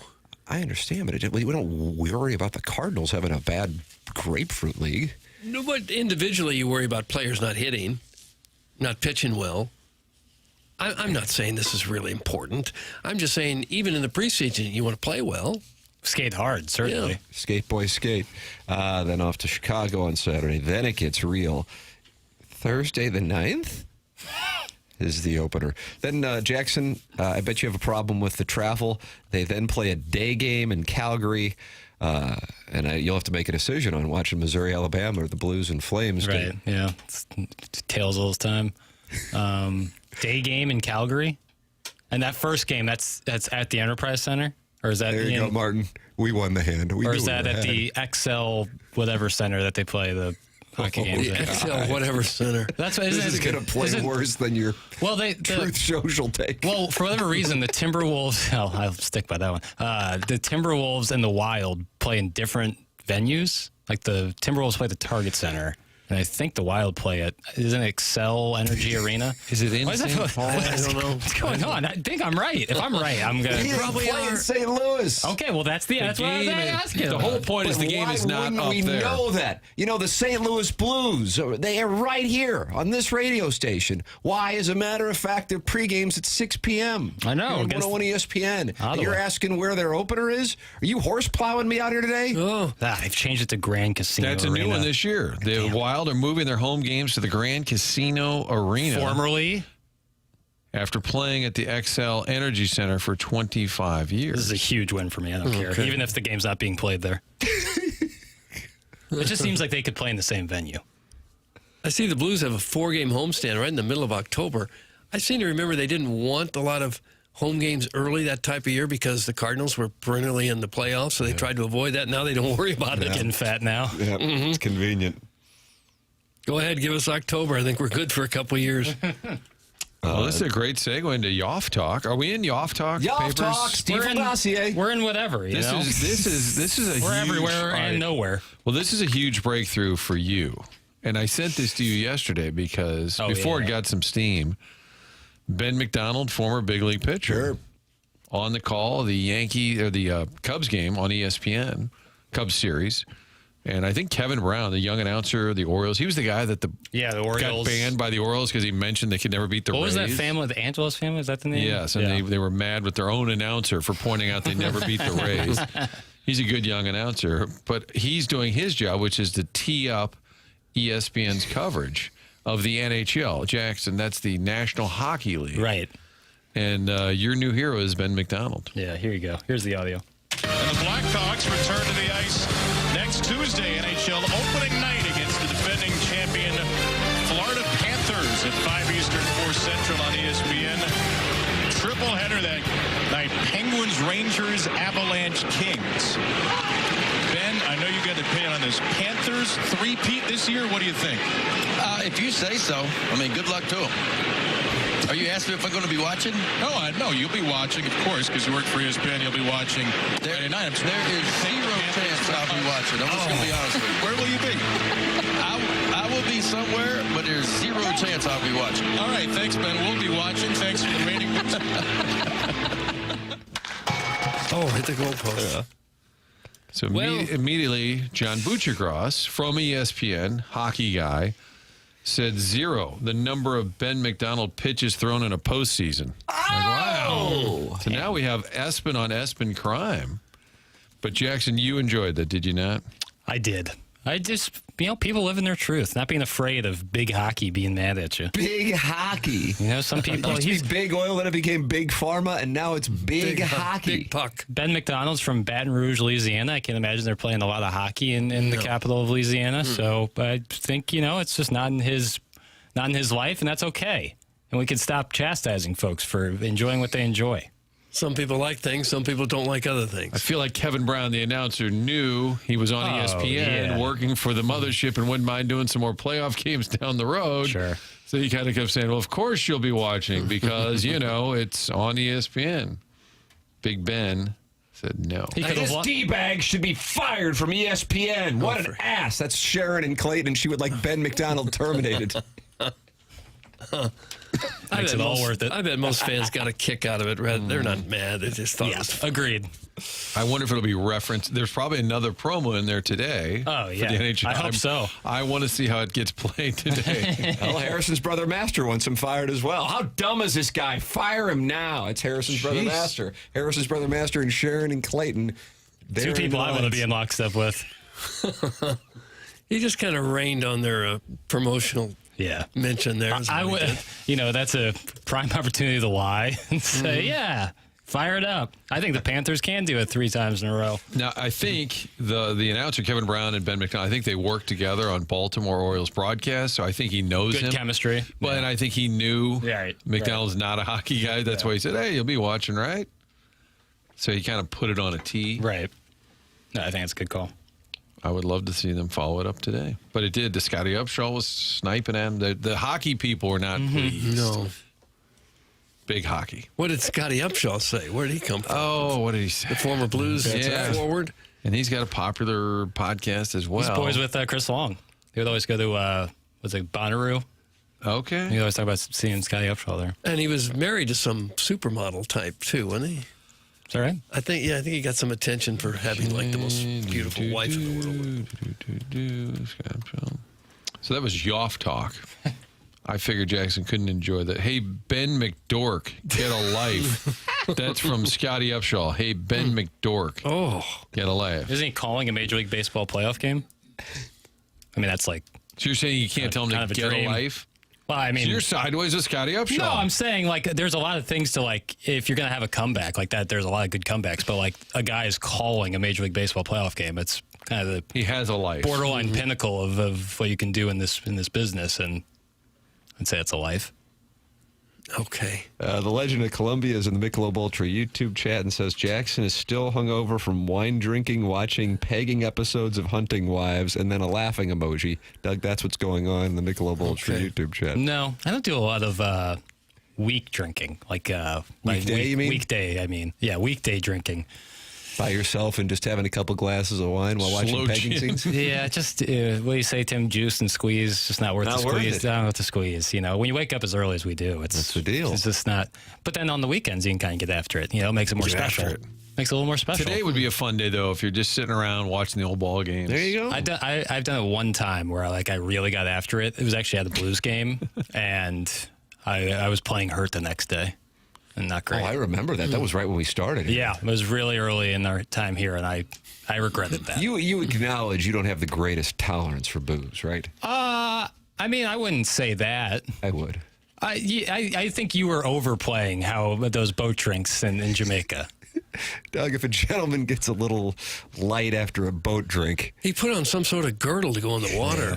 I've seen that. I can't look at pictures from that. Martin, he wore a yellow diaper in the Caribbean. Did you say Caribbean or Caribbean? I think a block of cream cheese. It's hot. And you had boat drinks. I did have boat drinks. Missouri had just defeated Iowa State. Huge win. He was feeling it. He was sharing a room, nay, a bed with Lisa Ann. I mean, this guy probably had just summited Everest. And then he went online on Instagram Live, drinking a boat drink. And it was like Jim Morrison in The Doors, where he starts scolding the audience. Well, the water was. And then there's a bunch of guys, many of whom were from the Middle East and just big fans of Lisa Ann. That's where a lot of her. Oh, my DMs were crazy that week. Because Lisa Ann's in there. Might have been on her Instagram live feed. And there's Jackson on a high because of Missouri beating Iowa State in January, holding a daiquiri. I had, no joke, like 100 Middle Eastern guys in my DMs saying outlandish things. Why would they go in your DMs? Because they saw I was tagged and like I was hanging out with Lisa. They were like, "I'll pay you $10,000 to fly me. Buy me a ticket. I'll give you $10,000 when I arrive." Do you consider that also? And someone was like, "I'll give you all this money. Monetizing this. Like, take a picture of her feet. I'll send you." I was like, "Oh my, this is so creepy." She would have been in on that with you, wouldn't she? Probably. I didn't want to ask. Again, boat drinks. I was too worried about the Cyclones. And you still, despite all that machoism, you still needed a flotation diaper to jump in 3 feet of water. They made me put that on. I'll say this again. I'm a great swimmer, borderline fish. Really, really a great swimmer. Didn't need it, but they made me put it on. In retrospect, I would have not done it. But you live and you learn. You live and you learn, you know? You got to have these experiences so you know in the future. Yes. I learned the hard way. 314-399-9646. That's how you can text. And then you got the Michelob Ultra YouTube chat where the legend of Columbia really is in there holding court, talking to Lex Luthor. Martin's Wildcat agenda is back in there as well. And he said he got hammered at a Sacramento Kings game. So light the beam. Light the beam. Then you can also email in for the Design Air Heating and Cooling email today, the morning after, at InsideSTL.com. Design Air is online at DesignAirService.com. That's Seth Goldcamp. And he texted me, Martin, and Doug the other day and said, hey, schedule your furnace tune-ups because we know the weather is going to be getting rough at some point within the next month. We want to make sure that furnace is working. That's just the way that it works. Design Air Heating and Cooling will get you ready for the cold weather months at DesignAirService.com, the longest-running sponsor on TMA. That's Seth Goldcamp. We're clients. We can speak to it firsthand. Support the sponsors. Design Air Heating and Cooling online at DesignAirService.com. This story, I'm curious what kind of traction this gets with the audience. And I don't know if you guys are aware of it. We had all-out plagiarism. Oh, no. Are you guys aware of this? No. Okay, Martin and Doug are not aware of it. And it involves a regular on our show and a St. Louis publication. We'll tell you what it is.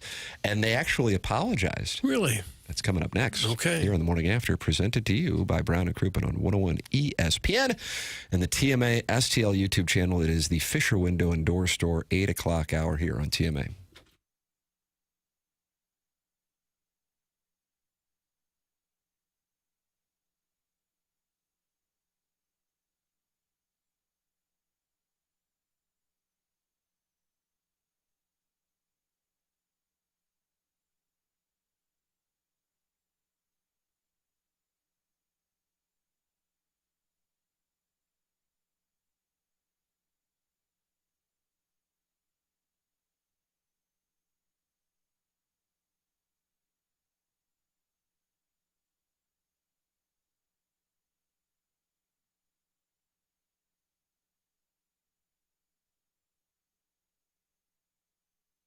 Together Credit Union has a lot of fun with things. They'll get out the debit card and, why not make it a St. Louis Zoo debit card or the City SC debit card? They do things like that, but they also provide important services. Well, they're all important, but it's also when you're getting a mortgage, you want to make sure it's a company getting everything done in-house here in town. They are your hometown home loan provider, Together Credit Union, with a great solution for every buyer. Get in on the action, whether it's your first home, your second home, downsizing, second mortgage, all of it available. Fixed rate, adjustable rate, even specialty loans, the FHA, the construction, union member mortgages, and those community contributor mortgages. That includes our teachers, firefighters, first responders. Find out more about all of that online at togethercu.org. Remember, Together Credit Union is your hometown home loan provider, and everything is done right here in town. Underwriting, servicing, all done locally. Togethercu.org.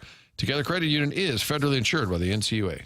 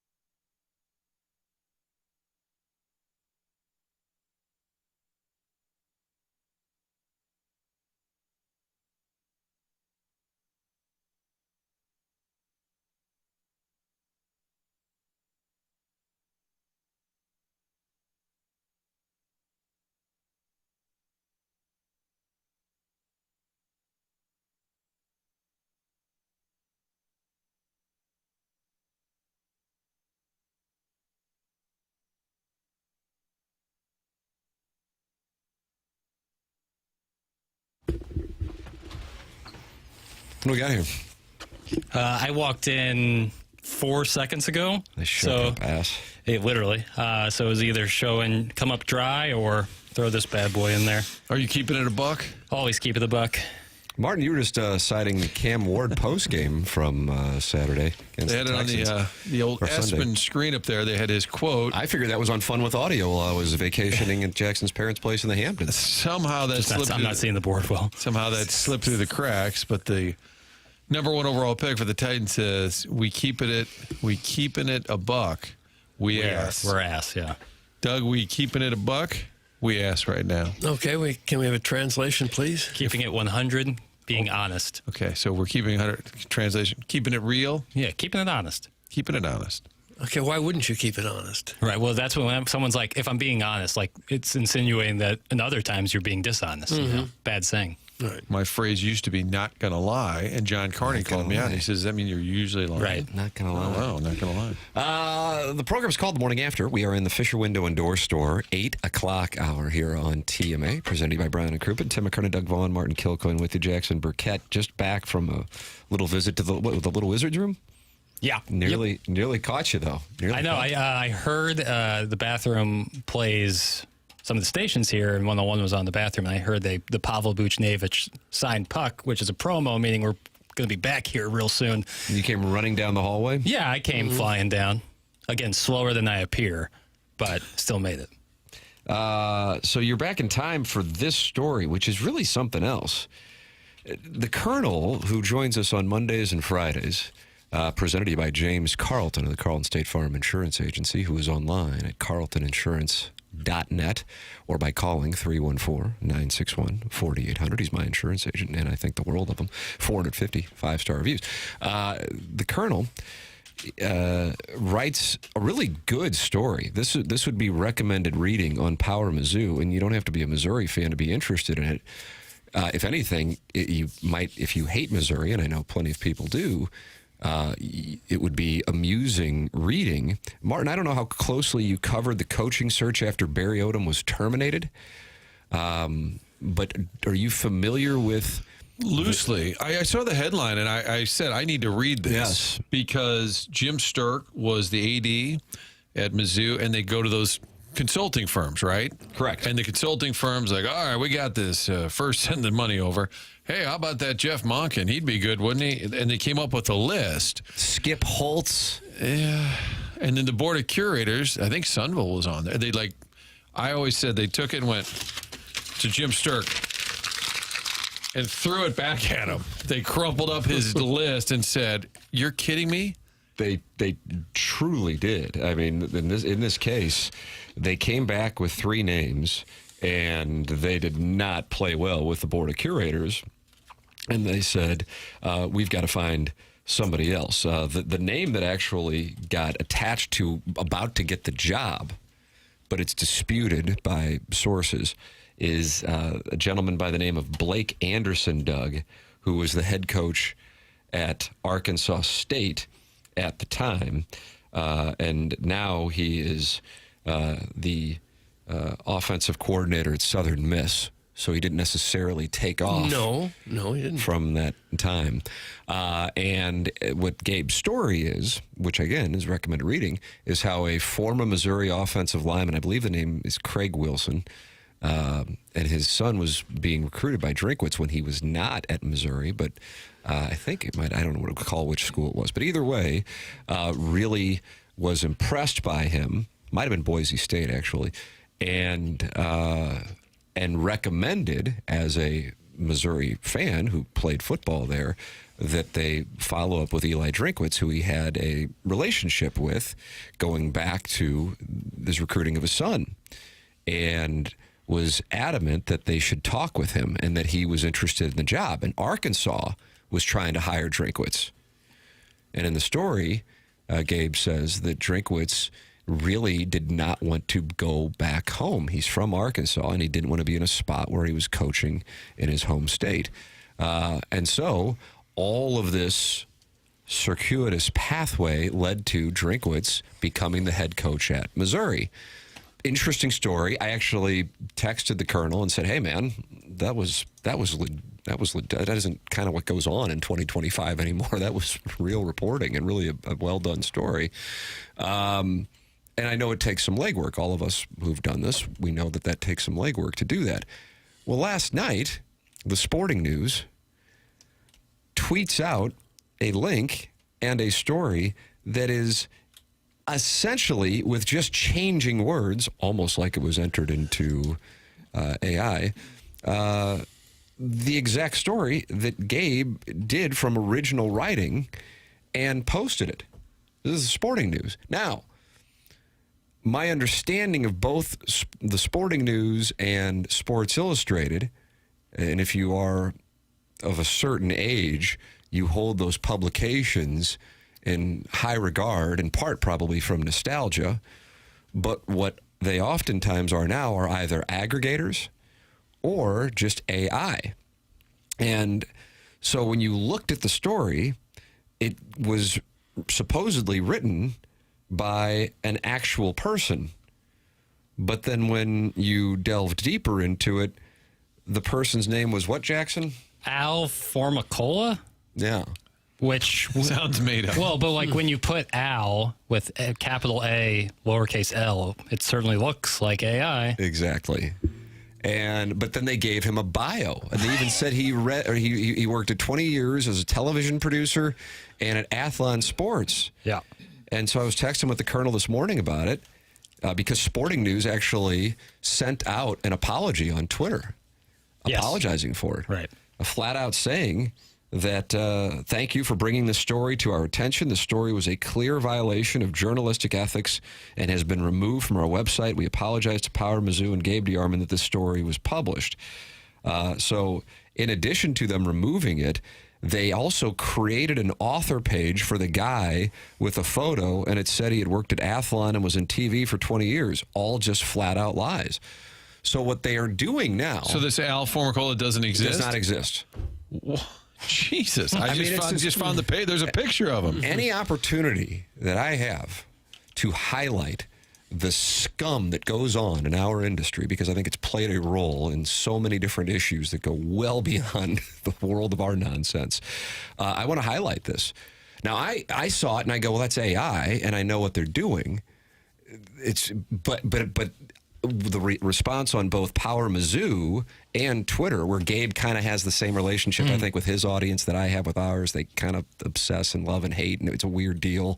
But they all came to his support because they were so surprised by the fact that this went on. And I'm sure Gabe was irritated because he knows how much he worked on the story.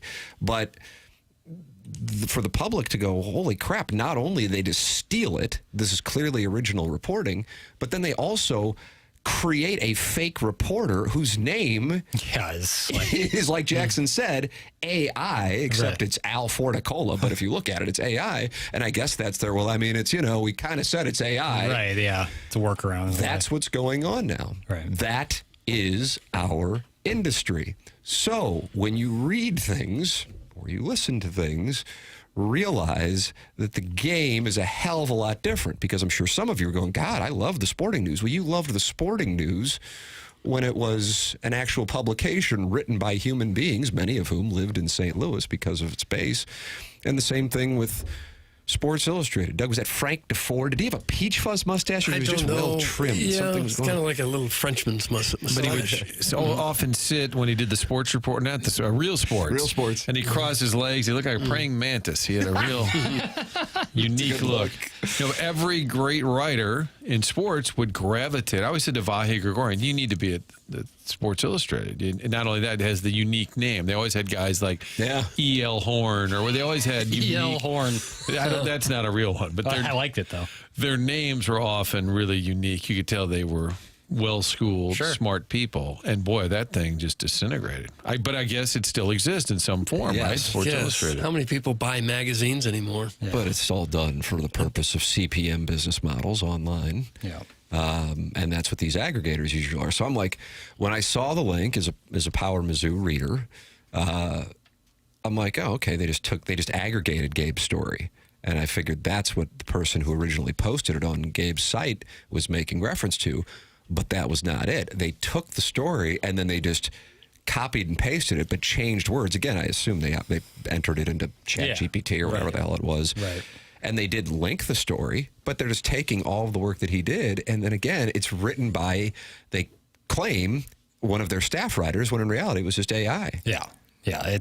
There's a huge difference in like a site maybe using and clearly stating this is AI for like a game recap, like a quick 2-paragraph game recap. That's one thing. I still think, give the job to a real person, but that's one thing. But to completely essentially just take someone's work and then, put all this window dressing around it so it just is really shady. It's really, really shady. And I'm glad Gabe... he could sue or anything over that, could he? Probably not. I don't know on the I'm no lawyer, but I would say that I'm just really glad for Gabe that they were able to get that stiffed out. Because that's Gabe's business model, is people paying for his site and reading the stuff he writes, and then even work that hard on it for some publication to take it for free and just give it away is BS. Especially something that's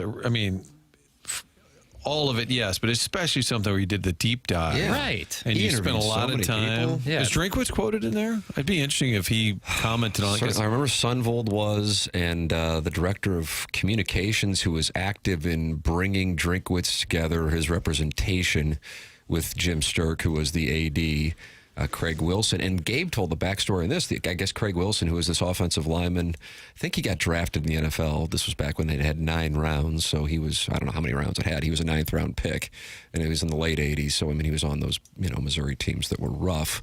But he's a poster on Power Mizzou. It's a message board. And that's how Gabe became aware of his son, Micah Wilson, who would eventually come to Columbia. But it was because of the recruiting that Drinkwitz had done that Craig, I believe I'm getting these names right. I hope I am. If I'm not, I apologize. I'm doing it from memory. Recommended to Missouri, hey, this guy's really good. He's an up-and-comer, and if you don't get him, somebody else is going to get him. And as it turns out, he was on the verge of going to Arkansas. And so Missouri and their group, some members of the board of curators, the athletic department, they fly to an airport 40 minutes, I think it was, from Boone, North Carolina, where Appalachian State is, where Drinkwitz had just completed his first year. And they were so disappointed, disgusted, whatever adjective you want to use, with the 3 names that they were given after the search committee and Sturck got done. Skip Holtz, Blake Anderson, and was Monken the third one? I always thought that. Okay. He's the coach at Army. That they're just like, you got to be kidding me. Then if this is what you're going to get us, we might as well have kept Barry Odom. It was not an inspired list. No. And that's why I think at that moment you knew Sturck had no juice. Once that happened, you can't pick out the next football coach. You're the AD. You're done. And the board, honestly, I think Mike Alden's run in Columbia, in part, had something to do. If you remember when they were about to announce, I don't know if it was Haith or Mike Anderson, that there was an emergency board with the possibility of terminating him. It was not known when they were announcing the head basketball coach if Alden would be the one to do it, because they were pissed about something that went on there. They've wielded a lot of power for a long time, the board. Well, in this one, they saved the day. Can you imagine, again, Blake Anderson, who was going to be the head coach replacing Barry Odom, is now an offensive coordinator at Southern Miss. So, significant moment on the timeline. But from the purpose, I realize, if you're an Illinois fan or you don't like college football, whatever, you go, okay, so what? My premise for bringing this up is not that story, which I read a couple days ago and didn't bring up here on TMA. Why I'm bringing it up is this is what is going on in media in general, not locally. I suppose it can happen locally. Sporting news is not local like it was, but that things just get lifted, entered into AI, and then spit out. But not only will that happen, they will create fake people, take a picture, and then claim that this person exists, but not only exists, but worked at Athlon and was a television producer. Wow. That is just... And so now you don't believe anything. Well, I'm on their website. No matter what you look at, is it real? Is it fake? Is it AI? And how many people really have the interest in checking things out for 20 minutes to find out if the article's real or not real, or AI, or... Well, I feel like more often than not, people react to headlines than they actually do, because sometimes you're not a subscriber to the site that requires, a paywall. I'm on their site right now, the Sporting News, and I feel bad for Teddy Ricketson. Teddy Ricketson has written some articles today at the Sporting News. Teddy Ricketson? That's the gentleman's name. All right. Jeff Hauser has a few articles on there. So does Gilbert McGregor. Yeah. He sounds like Simpson characters. Yeah, seriously. It hurts the legitimate people. Yes, if you're a legitimate writer there, like, oh my God, why are we doing 100%. This? So for Teddy Ricketson, I feel bad doing that great work that he's doing. Has anyone looked into Teddy Ricketson to find out if he is real? I'm here to say I have no reason to believe he isn't. So God bless Teddy Ricketson. It's Curtis Wilson, not Craig Wilson. I apologize. Like I said, I was doing this from memory. Curtis Wilson, former Missouri offensive lineman. His son, Micah, wanted to come to Columbia, but there wasn't an offer there. But they had been talking to Drinkwitz at, I believe, when he was at Boise State. Tim, the main booster responsible for coming up with Pittman's buyout after losing to Memphis is going to come hard after Drinkwitz. That's from Craig O'Neill. That's a 501 area code, and that means he's down there in central Arkansas. Okay. Well, you would have to come hard if you're going to, because he makes $9 million with a big buyout now, and just recently signed again. It'd take just a boatload of money to pry him loose of Mizzou right now. I don't think it would happen. You don't think he would leave Columbia? No. Not for Arkansas. Well, I think he'd leave Columbia. Oh, okay. Not for Arkansas. Not for Arkansas. Okay. Not for Arkansas. Yeah, but like if... That would be a backward step. Yeah, or some would claim lateral, but backwards or lateral. But like if Penn State came calling somehow, some way, I could see that for sure. Florida, I could probably see. Yeah, I think the Florida one would make the most sense of those three. Oh yeah. I don't think. By the way, me saying Penn State, I don't think Penn State is looking to. I mean, these chants, just a bunch of mobs. I mean, these chants, just a bunch of mobs of just. It's like the crowds, drunken college kids, probably. And I do think that Franklin's in a spot where he legitimately could be. Now, whether or not he should be, that's a different conversation. Right. Could be. I mean, you better believe it. We saw Ryan Day last. You think back to last and late. It was a foregone conclusion that he was going to be fired. Right, and his record, at Ohio State was like unbelievable. But he had a terrible record against Michigan, and like some Ohio State fans would probably tell you that the national championship saved his job, which is crazy. Jackson, do you think Eli will do the Gator chomp at his opening press conference? That's from Steven Time. If he were to make the move to Florida, he would do the Gator chomp, of course. I think if he leaves, he's got to go a little further south. He can really then turn up the accent a little more. I don't see him going north. Oh yeah, agreed.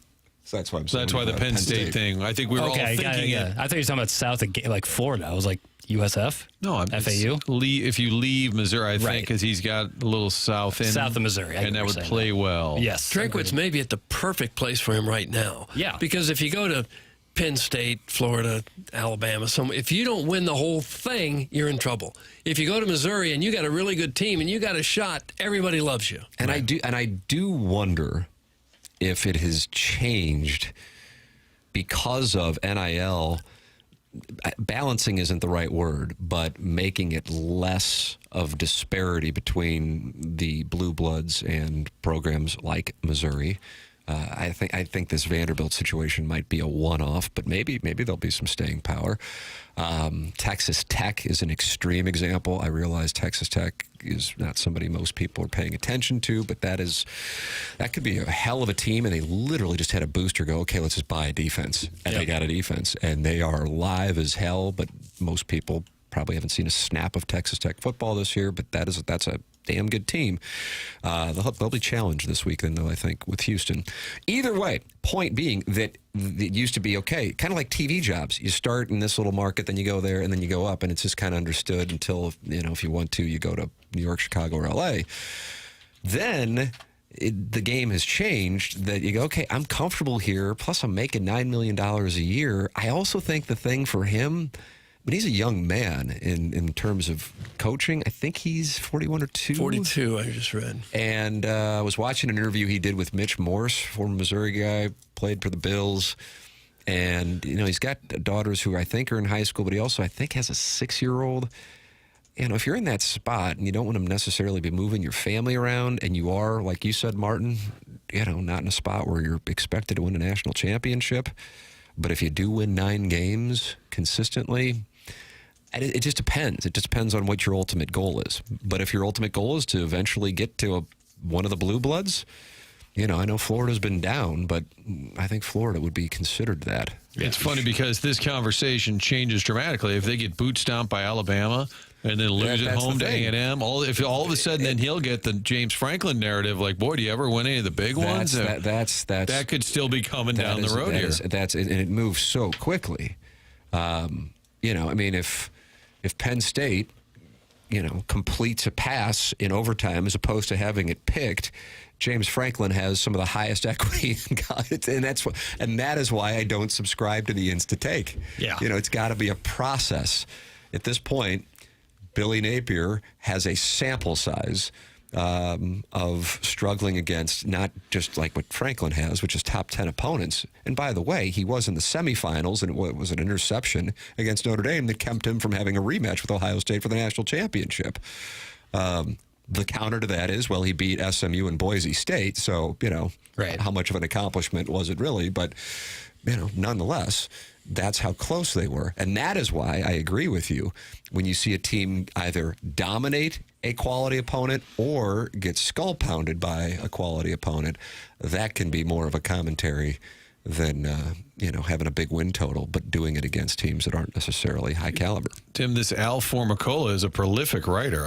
Is he really? He's doing a lot of work. Maybe churning out 30 stories a day. He's got tons and tons of bylines here, all college football. He appears, this Al Formicola appears to be really plugged in on college football. Here's my question for the journalism question for the day is, what should they be required if it is AI generated? Can they just at least say staff report?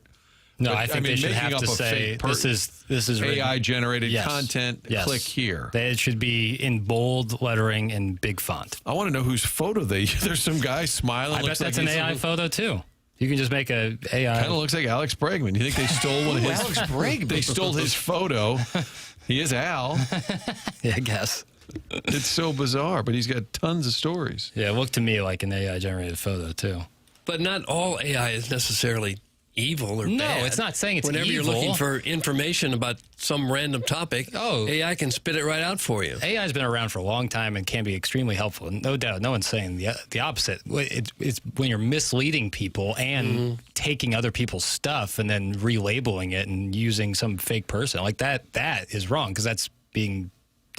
somebody did some human being make the effort to create Al Formicola? Right. Or was the AI... Did AI create him? Did AI create the whole thing? Like and it's sentient? No human even got involved here, and somebody in charge oh, crap, look what happened. Yeah.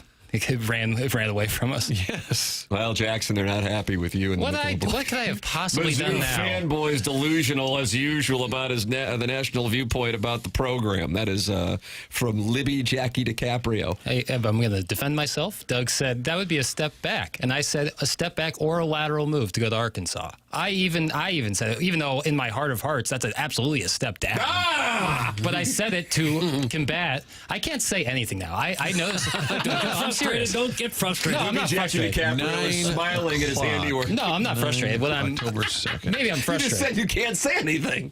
Well, like on my podcast, like on Movie Boy, like I put Weaves so much. in a plug. That's good. That's a better Weaves move. in a plug. I have to before I say anything, I'm like, I have to put all these parameters around it. So, because I'm so worried about what people will say in response to it, because everything I say is always like, you're an idiot, you're a dumbass. And I don't say anything back at other people. Like it's 100 against 1, and then don't pay them no never mind. What do you mean? That's like the whole thing here. That's the whole thing here. Pay no mind. What am I just supposed to cover my ears? Yes. And then I cover my ears, and they're like, "Oh, Jack's not paying attention. Doing that around the bathroom. I can't win." I didn't think it was the Arkansas. The Arkansas job is clearly lower than the Mizzou job at this moment. Don't say that. Libby Jackie DiCaprio will call you an idiot. It clearly is. a Marquette / Mizzou fan. Yes, clearly it is. There's no arguing that at this moment. I thought maybe they were saying just the mere reference he could go to Florida would make you a fanboy. Like the idea that bigger programs. I absolutely think he could go to Florida. For sure. But I also agree with what you just said, is if they get throttled. Yeah. I mean, I'm telling you, this is a really weird set of circumstances with the schedule. We talked about this on my podcast yesterday. If you had $1,000, got cash, and you can go, okay, you get this choice. Missouri either finishes with 0, 1, or 2 losses. That's one bet. Or Missouri finishes with 3 or more losses. And you got to hand the man $1,000 one way. I truly do not know where I would go. But saying that right now to a lot of Missouri fans sounds absurd. But when you look at who is on the schedule, and I know you say Arkansas or Mississippi State, although those are the 2 wins. Okay, ask Tennessee about Mississippi State. Right. And ask Ole Miss about Arkansas. I realize they just got blown off the field by Notre Dame, but that was in Oxford at night. and they were a fumble away from beating the team that's now, number 4 in the country, I think? Yep. Beating the little Southern debutante who grinds on recruits? Yes. So my premise is it's like the NFL now, and it's really difficult to handicap it. The one thing I would say is I'd be really surprised if somebody, including take your pick of whomever, got through the SEC undefeated. But either way, it goes real quick, Martin. So I think your point is super valid. Now, at the same time, if they finally beat Alabama, the only team they have not beaten in the SEC, and you got that going into Auburn and Vanderbilt, now all of a sudden the game has changed. And from a playoff perspective, you've got that win over a team that no matter what has gone to Athens and beaten Georgia, even if you would say it's a down Alabama team. At the same time, that would not surprise me, truly would not, if Alabama pounded Vanderbilt this weekend. It's the perfect setup for Vanderbilt going 10.5. Chairman Kurtz on that? No, Is that I bet him $10. I think Bama's going to roll Vandy, and Papers wouldn't take the action. Yeah, Kurt did. But my team, Bama, has to cover by 10.5. I feel like they're on this Michigan deal of 2 years ago, where like everybody wrote them off. You guys aren't the real deal, and they're just going to start pounding. My honest answer is I really don't know, but it is certainly, and I think the Vanderbilt hype is kind of rooted in some things. They beat some brands, and the brands aren't good. Right. Virginia Tech and South Carolina being the two that stand out. Like if Missouri had those, and Missouri has one of them, I wouldn't be going, I'd beat Virginia Tech. I didn't beat the Michael Vick Virginia Tech. Right, and there's something to it as Vanderbilt's been so bad, so now that they're undefeated at this point in the season. It could be it kind of might have been for those who were sharp enough to be on Notre Dame last week going, yeah, I know they have 2 losses, but the way they lost in Miami and at home against A&M by a point, they're only favored by 4 on an 11 o'clock start in Fayetteville. God, they're handing me money. And then you saw what happened. That could be what winds up happening. But I have to say this. I think Vanderbilt's good. I do too. I'm not dismissing it. It just might be Alabama. When it gets down to it, just has so much talent that, especially when you get into the trenches, there's not a whole lot that Vanderbilt can do. So anyway, I'm intrigued. Personally, I wouldn't bet a large amount of money on it, but if it winds up being something like 40-14, I wouldn't necessarily be shocked. All right, we got to take a break. You're welcome to get involved on the program. It's TMA 101 ESPN.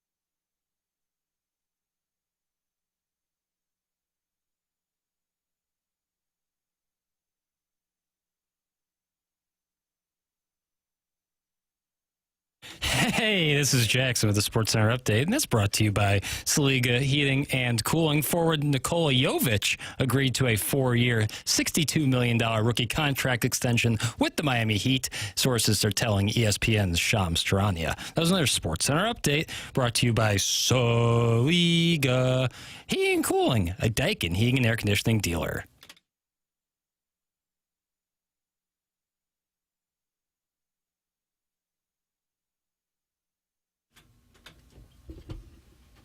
So this is Tom's Diner, and it's by Suzanne Vega. Yeah, and DNA.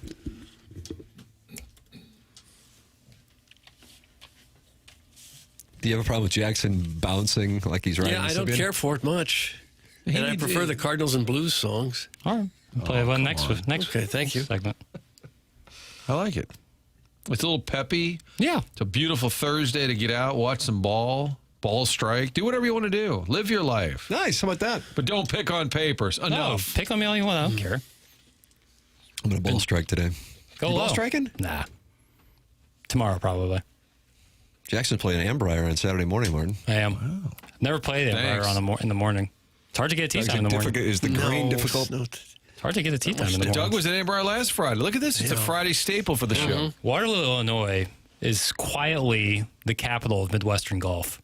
Very quietly. Wow, take What in the world? They got great courses over there. What's the other one? They have the Acorns. Oh, the Acorns. They have Mystic Oaks. They had good fried chicken there. Waterloo in Country Ambrier. Club. That's what I had, fried chicken. Yeah, they got a good restaurant there. A neat little town, too. God, man. Waterloo Country Club. Just these are words that, as a guy, meat and potatoes. I think Ambrier is nicer. Tam Avenue. Ambrier is the premier course out there. You're just rubbing it in people's faces. How many country club ownerships and memberships do you have? Yeah, what are you at now, 10? Well, if you go, all over the world, it's 10. Just got in at a place in Lake Como. Oh, did you really? Yeah. Oh, you and Clooney figures. He's my member partner. Member. George Soros probably belongs there, too. Is that right? Jackson went and trained himself in the commercial break. That's how he's going to not engage. He's going to say, is that right? And look down. Jackie Bayar. I'm sorry. Some came across my desk. The desk of Jackie. The program's The Morning After. It's presented to you by Brown and Crouppen, and we are in the Mark Hanna Evergreen Wealth Strategies. 9 o'clock hour. Mark Hanna is online at evergreen-ws.com, or you can call 314-889-0503 to talk it over with Mark Hanna of Evergreen Wealth Strategies. Make sure you have a financial advisor. I just cannot say it enough. And Mark Hanna is truly a wonderful person who I have gotten to know here, I guess, about 8 years now. He's been advertising on my podcast and now on TMA, and I recommend him wholeheartedly to our audience. He'll customize a plan for you, and now you are closer to your financial goals just by picking up the phone, and you will feel better about your situation because you have clarity and you have a plan, and most importantly, you've controlled what you can control, which is you've taken the first step. 314-889-0503, or go online at evergreen-ws.com. So there's a gentleman with the PGA of America by the name of Don Ray, and Jackson, do you happen to have his audio? I do not. I apologize. Okay. So he did an interview, and he said that the atmosphere at Bethpage was no different than what the Americans dealt with in Rome 2 years ago. Matt Fitzpatrick, a member of the European team, certainly not known, I guess, for being particularly outspoken, was asked about that yesterday, and he did not appreciate the PGA of America President Don Ray's comments. What would your message be to Europe's fans for 2 years' time about where they should set their behaviour bar? I mean, in my opinion, they don't have to do anything differently. That Saturday afternoon is one of the best things I've ever seen in my entire life. Like the chanting, the cheering, the songs, like that's to me is what makes European fans so great versus American fans. Not to say all American fans are under this umbrella of the abuse, because they're not. It's always a small few. I saw the interview that was with the PGA guy discussing about it was the same in Rome, and it was it's pretty offensive to European fans, the fact that he said that, really. I don't want to speak on behalf of everyone, but we did feel that there was a little bit of bitterness when we got to presented the trophy there and shook the hand. So can I just clarify, sorry, just when you say you knew when you picked up the trophy that there was a bit of bitterness there, who specifically are you talking about? Well, the CEO of the PGA in America, it was me and Rosie both looked at each other as if to say, like, that wasn't very heartfelt congratulations, I know that. And and he said we only retained it, but actually we won it. So. Wow. Now I want to go back and watch the video of the trophy presentation from, he said, PGA guy. I have to say, I actually saw it, and I thought, is that guy, that struck me as a little... strange. Understated, I think, is the word that I would use when I saw it. Petty? If he was acting that way, that would be petty. Because he told him they retained it. And he's like, no, we won it. That was what yes. And they were so, and McGinley on the broadcast is like, well, it's important, even though they've retained it, to get that half point. And I think they really wanted to get to 15 points because they didn't want the thing about Hovland getting a free half point for withdrawing to be out there. And I'm maybe going into the weeds, and I realize this now is talking about something on Sunday, and we're doing it on Thursday, but the fact that Hovland got a half point for withdrawing, I think is, and I realize it's been a Ryder Cup rule, but Keegan Bradley said everybody knows that has to change, and Luke Donald, and I disagreed with him on this, says, well, that's a rule, and there's a reason it's a rule. Whether it benefited America or Europe doesn't matter. It's a stupid rule. Europe could have withdrawn their way to the Ryder Cup on Sunday. It's a ridiculous thing. I didn't even realize it. I was down at Circa, actually, in Las Vegas when I saw Hovland at WD, and I'm like, ooh, that's big. And then I saw that Europe still got a half point, and I thought, kind of... Yeah, it's outrageous. You agree with me on that? Yeah. Well, Shane Lowry, that putt doesn't win them the Ryder Cup if they don't get that half point. America's still in it. That's correct. Yeah. And again, that was to retain it. They only needed 14 points. How hard is it to have just an extra player there in case you need them? First alternate? It's what every other sport in the world does. You don't want to be the man in the envelope. Are you aware of the man in the envelope? This guy, when I was seeing this, I knew that this is something that would get you going. The man in the envelope. So if a player withdraws in the Ryder Cup, each captain puts a man in the envelope, and it's the player who doesn't get to play if another player withdraws from the other team. And in the U.S.'s case, Harris English was the player. In other words, Scotty Scheffler would not be the man in the envelope. It's your weakest player. But what are the odds the name in there was also going to face the guy who had the WD? Isn't that weird? Because what do you mean? Wasn't Hovland, they were going to play each other, right? English and Hovland. And so the guy that withdrew, Hovland, now is out. Okay, so who are you going to withdraw, right? Because it was English? Well, they put it out there, but they fill it out before he withdrew. No, I know, but I'm saying then they. Is that the way that Hovland would have played Harris English? What I'm saying is, so the name that was in the envelope happened to be paired up that day against the guy who withdrew. Isn't that weird? It's happened 3 other times in the history of the Ryder Cup. I think the last time it happened was 1993, and it's worked for Europe and it's worked for the U.S. But in general, it's just, I think it's like you can withdraw, you're just out, or then you have, like you said, an alternate. Yeah, agreed. That seems a very solvable thing. And for Luke Donald to kind of double down, I was like, that's a little thing, because I feel like he's, genuine with his comments. I'm like, that's a I don't want to get in the weeds either, but if Rory had to withdraw and then they open the envelope and it's Harris English, that's kind of... I would have, for the American side, for the European side, my guess it would have been Højgaard.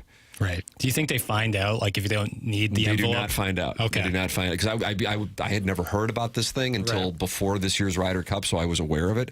And it's also incredibly rare. I mean, it took a car accident for Steve Pate in 1991, and then Sam Torrance of Europe had it happen in 93 with an injury, and he just couldn't play. Doug, Mr. Licks is on the line. When we talk about moving money around the globe, that's who is usually calling in. Well, sure. Mr. Licks is on the Callier and Thompson phone lines. Morning, Licks. Doug, what just happened? Is that Ed Sheeran? He's actually on 2 lines. Okay, we'll try the second one. Did he put us on hold? Hi, Mr. Licks. It's a busy morning. Why? Well, Tim, I have to say thank you because you finally got to one of the biggest weekend stories that somehow didn't make it into the dossier on Monday, Tuesday, Wednesday, and now it's the 9 o'clock hour on Thursday that we finally are talking about the half-point Hovland story. No, We did talk about it. We did. I guess that's unimportant to you, but Oh, yeah. When did you talk about it? you want the exact minute? No, just which day? I guarantee. I know we talked about it when we talked about the Ryder Cup. I remember- Monday? Yeah, Monday. All right. Well, I don't really listen when Tim's not on. Oh, you Goalposts have been moved.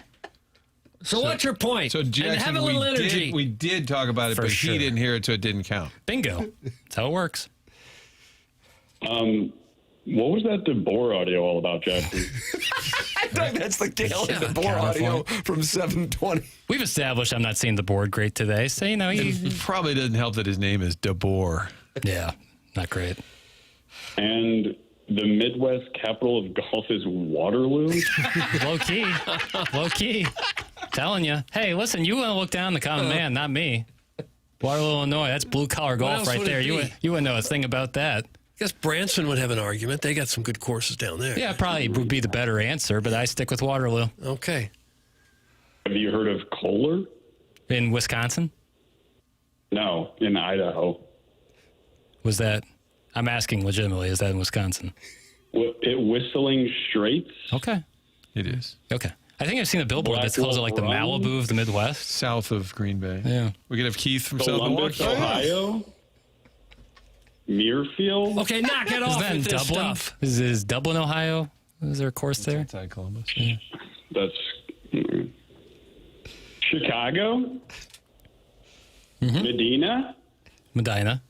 Ooh, that Medina thing could hurt. Lex. Yeah, it's like Aspen. Don't worry about it. I'm not. Kind of Francesa ask. Yeah, that's a good call. I don't get the sports update today was a rookie contract extension, but you won't talk about this whole like Kawhi Leonard debacle. Well, there's not really much to report there, and certainly not that I'm reporting. The Sports Center update is usually, quick, one sentence. The Kawhi Leonard thing is there's a lot of layers to that. Deep dive. Yeah. Leave that to Alf. Yeah, I'll leave that to Formicola because he does a San Diego State story or something. I just real quickly, I want to take the anti-Mizzou tack on as far as schedule goes. That I don't want Tinton to have to be the one to go down this road and explain the fact that Mizzou is probably, actually, in my opinion, definitively is not going to win another game the rest of the season. You think Missouri's going to lose the rest of their games? Yeah. Oh wow, this is a defining moment for you, Lex. Yeah. There's no chance they're competitive against Bama. There's no chance they beat Auburn. Vandy's going to mop them. A&M, Mississippi State. People think Mississippi State's an easy win. They just took Tennessee to overtime, didn't they? I actually watched that game, and Mississippi State blew it. Yeah, and they beat Arizona State, who's a good team. Yeah, Kenny D. Beat ASU. That's a hard game. And then Oklahoma, and by that time they're going to be 5-6. They're not going to care about beating Arkansas. Well, this is working off your premise. Right. Okay. So what if they don't lose all those games? Well, that's your premise. There we go. I'm willing to bet you if the over-under is half a win for the rest of the season, I'll take the over. If you'd be interested in putting your money where your mouth is there. Wow. Well, he talks about all the money he's got. It seems like a prime opportunity to make some more.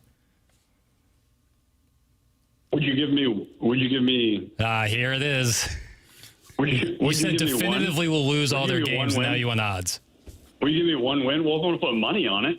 You want one? So the over-under is 1?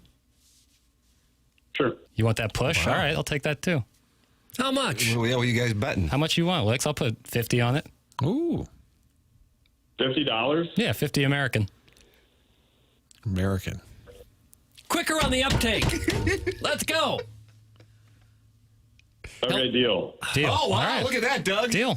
Okay. So Mizzou only has to win one game. If they only win one more, it's a push. If they win 2 more, I get $50. Okay.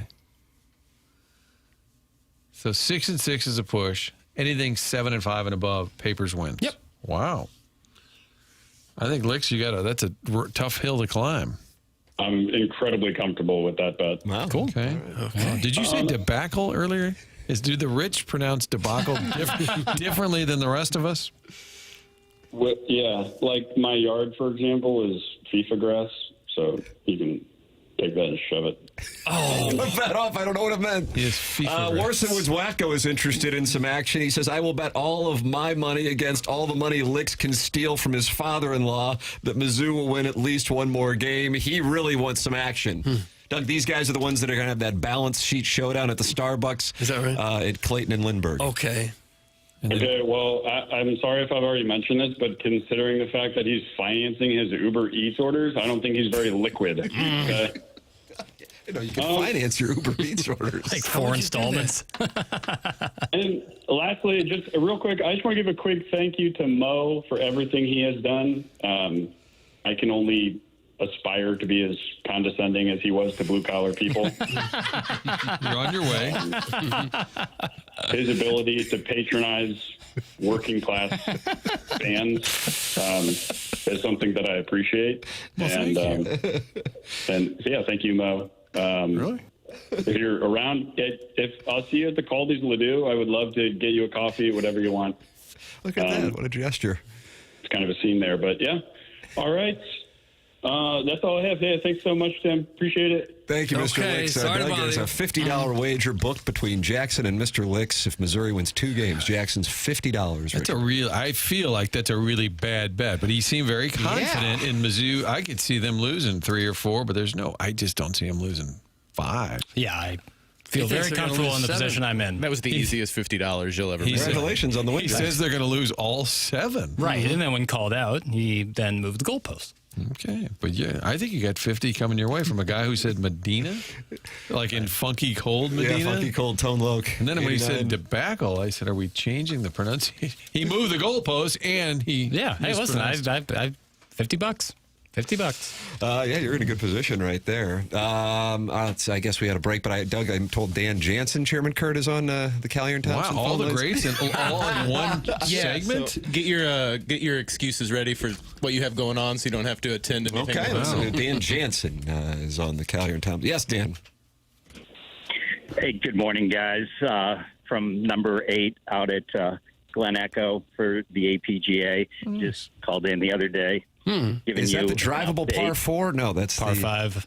Gettable par 5. Yeah, very gettable. Yeah. Don't want to be behind the pin on that one. No.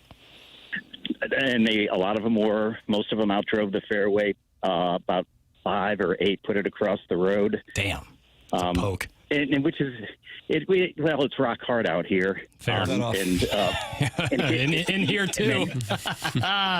And it gives you a terrible lie out of the rough. And the guys that could stick it laid up. Anyway, leading score was yesterday, day 1, 7 under. So today's the finals. So we had talked about it the other day, and just wanted to give you a brief recap as opposed to that last call. Okay. And if we're gonna get a leaderboard or what? No, just how it's going out here. Oh, I mean, okay. we spent a few minutes talking the other day, and I asked Michael Wellington what he thought the scores would be, and he said about 5 under. So anyway, Tim, if you and Jackson want to come out next week, I can arrange it while I'm out here. We got one good day of summer, fall left. Oh, is that right? Just one good day? Really? I looked at the forecast. I thought it was good. I'm sorry. 1 week. We got one last week of great golf weather. The course is in immaculate shape. So if you guys want to come out, I will get it set up. Wow. Jackson, will you pay for it? It's yes. Yes. Ball striking. You carry an index there, Dan? No, not at all. And so, not at all. So, again, we've discussed I have a problem where I cannot play without gambling. Doug, that is a real problem. Yeah, I understand I'll that. do it, but then I'm just totally not engaged. It's a really strange thing. It can be for $5, too. It doesn't matter. I need that. There will be a game. Right. I've got multiple options. But you're not carrying an index. I mean, you're the kind of guy that I put in the river sometimes. You know, I need a guy with an index. I understand that. But we'll set something up and we'll make it fair. Dan, you always sound like you're under great stress. You sound distressed. No, you have to understand. I'm walking up and down hills on number 8. Well, fair enough. Sorry we called you. Why are you walking up and down? What are you doing exactly? You're yelling at fans? Are you a marshal today? Yeah, I'm a spotter. I'm a spotter. Oh. Okay. And seem locked in on the task. Well, the first group, it was just teed off on number 7. So I had to go from the bottom of 7 to the top of 8. That's why I'm out of breath. Okay. Anyway, we had talked about it and sounded like you guys were mildly interested in it. And it's a cool PGA event. And I would encourage in the future, it's free. So if you want to come out and see professional golfers, it's hard to beat. Okay. That's all I got. That's Al Formicola calling in from. Thank you, Dan. There's Dan Jansen on the Callier Times. There you have it. Stephen Times says, I wasn't aware that Dan Jansen could put his CPAP on the back of his golf cart. He was putting himself. It'll fit. He was putting himself to sleep there a little bit. He was uninterested in his own commentary. Well, the amount of bleach being offered up is. I love an unsolicited update on fringe athletics. And we have someone calling who isn't out of breath from standing up. You said the 7 tee and the 8 green. That's about 14 feet apart. Downhill, by the way. Skid Man wants to know: is it supposed to snow next week? I mean, the 7 tee and the 8 green there. I think it's. Guys, every time Dan calls, my skin crawls off my body knowing the call will be replayed in court someday. That's from Al in Dadeville. Hello, Vivian. Email in the morning after at InsideSTL.com for the Design Air Heating and Cooling email day. That comes up on the Stiefel dossier at 10:45. The morning after at InsideSTL.com. The program is TMA. It's presented by Brown and Crouppen on 101 ESPN.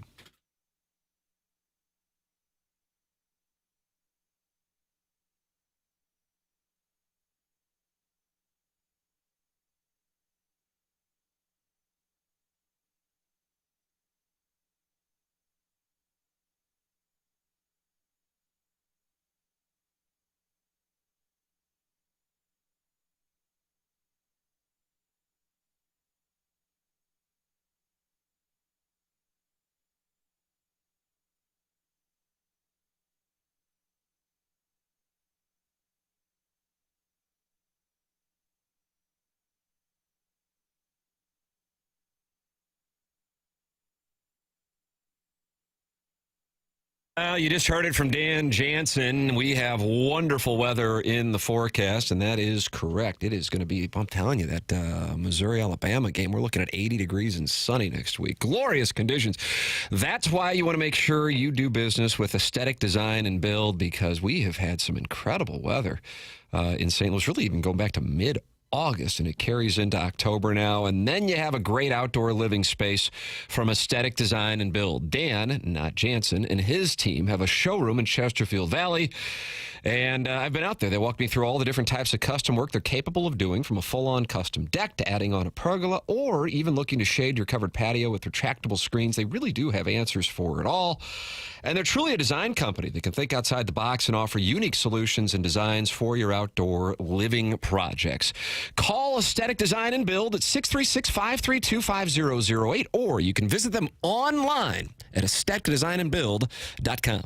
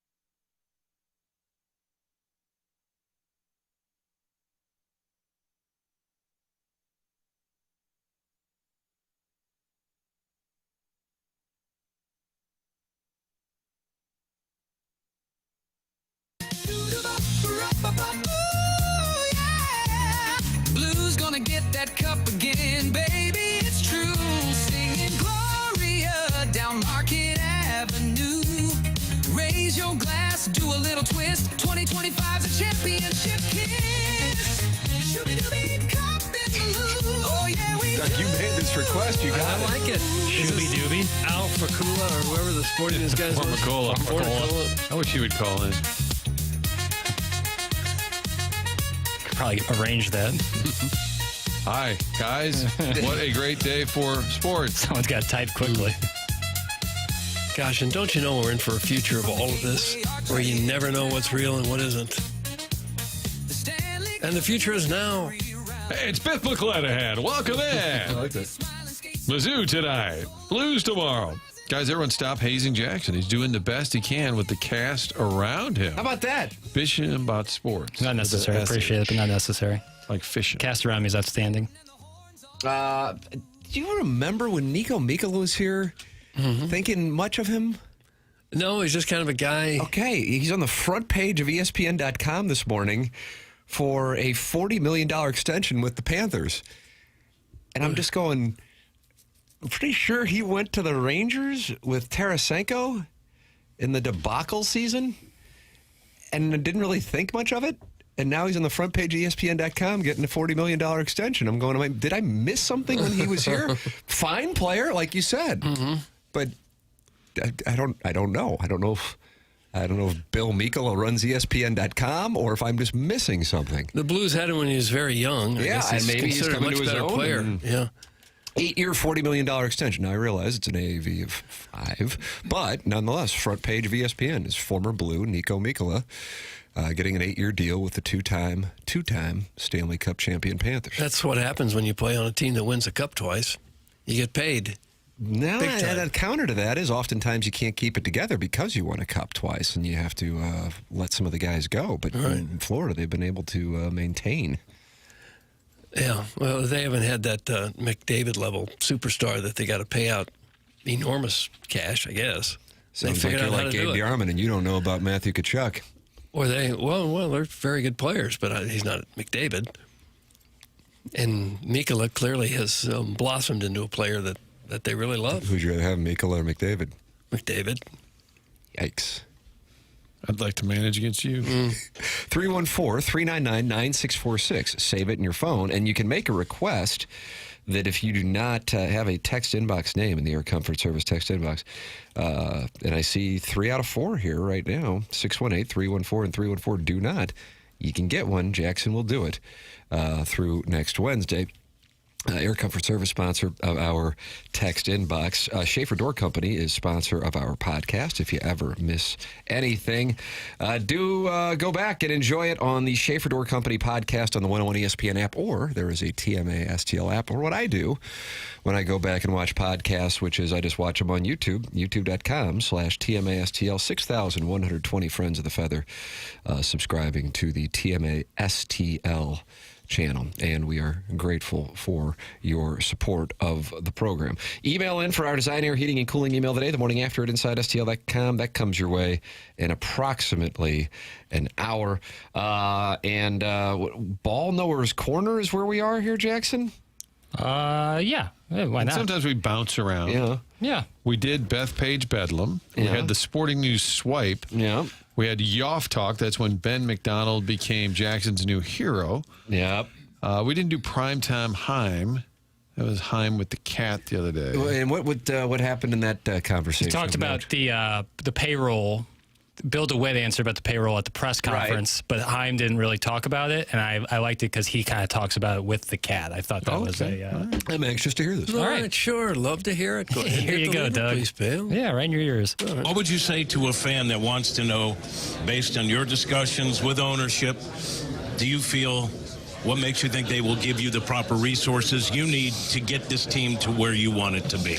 Yeah, I just don't think that's ever really been an issue here. And when you look at the long term of their ownership, they've always reinvested back in the club. They've always done the things necessary to sustain winning. And when I look at what's gone on throughout the course of this year, some of those initial investments that I sat down with them a year and a half ago and said, these are really important for us to make if we want to win and win consistently, they've backed that. And they've continued to, as we've talked about things that need to happen within our our organization so we can get the most out of our players, so we can bring talent into the organization effectively. They've been there. They've backed everything, and I have confidence that as we go and as this moves forward, they'll be there for what we need to do down the road. Okay. Yeah, Doug. So the answer is pitching. We got better pitching labs these days. That's New what computers, it takes is labs and computers. I do think some of it was staffing, like just they had thinned a little bit of the amount of head count, and I don't know if that came out of COVID and they kind of trimmed the budget a little bit. I think Katie Wu wrote about that at the end of the year, how the organization had fallen behind. Ollie may have said it at some point too. We're just down in the minor leagues. They just didn't have the staffing they used to have to kind of cultivate and develop the talent. I guess it kind of feels like they believe players today need more coaching than they once did. Doesn't it feel that way? I mean, we never heard talk like this 15 or 20 years ago. Man, if we could just get some more computers and some labs down there, we'd have better players. But it's where the game has gone. Yeah. Studying tape all the time. Jackson likes it. When we're at Jupiter, you look over there, oh, there's the 3-1 count room. All they do in there is that's not real, but that's how I imagine. They did have trailers That's out how there. they did have trailers everywhere, and I imagine what's in there. Oh, Bill, he's working on 2-0 pitches. Right. But it still almost always gets down to the execution of the play. Correct. Can the pitcher make the pitch? Can the hitter catch up to it? He's been on the job 2 days, and already he's blowing smoke up our ass. Doug, that's from Welland down, and he is not happy with Chaim Bloom. Well, all he basically said was, no, I'm confident that they're going to give us the resources we need. That's what he said. He was the most popular he'll ever be on Tuesday. Yeah. Mm-hmm. And it's all downhill until you win a World Series. It's all downhill. Now, like, oh, great offseason, Chaim. Go back to Boston where they didn't even want you. It's coming. It'll be here before you know it, Doug. I just think it ultimately gets down to who you draft. Can you tell which players are going to continue to improve and get better and grow and get stronger when you pick them as high school or young college players? I like the line that he had about, it was a headline for the Post-Dispatch. I think it was Benjamin Hockman's column today about Walker and Gorman, which we've talked about ad nauseum. And the quote I saw, I did not read the article, but the quote said, they tested our optimism. I kind of like, that's a polite, I like that. That's a polite way of saying, that's not too special, really, this year. Do you think Walker would be better off starting next year at AAA, at least starting down there? And if you don't get it figured out, can you just not play him for every day for 6 months? Put him at AAA and see what he's got, see if he ever gets over it. If he does, let's have another go at it. If he doesn't, let's cut your losses. You just can't have outfielders that bat .215 with 6 home runs. You can't. Martin and I are operating on the premise, at least if you're still there on Predictionary, Martin, that he won't be at AAA with the Cardinals. He'll be with a different organization. That was... So I have both you down as. On Gorman or Walker? Walker. I don't believe we've done one about Gorman. We have done one about Gorman. I think they'll move on from Gorman and hang on to Walker for another year. I am with you. That's my gut feeling. Yeah. I can't. That's what I don't remember. I think he's going to be back. Oh, Walker. really? Walker? Yeah, I couldn't. Yeah. I have you written down as no. I remember you saying that he wasn't going to be. Did I really say that? Yeah. Maybe that was Dad AI sit in for me. Al Would you like to change? I will have to say, okay, so this is time to decide once and for all. Yeah, you have 40 seconds to decide. Oh, wow, he's been put on the clock. So by the players. question is, do I think Jordan Walker will be on the card? And you mean at any time, right? It's not an opening day roster. It's just I assume this is opening day. Opening day roster.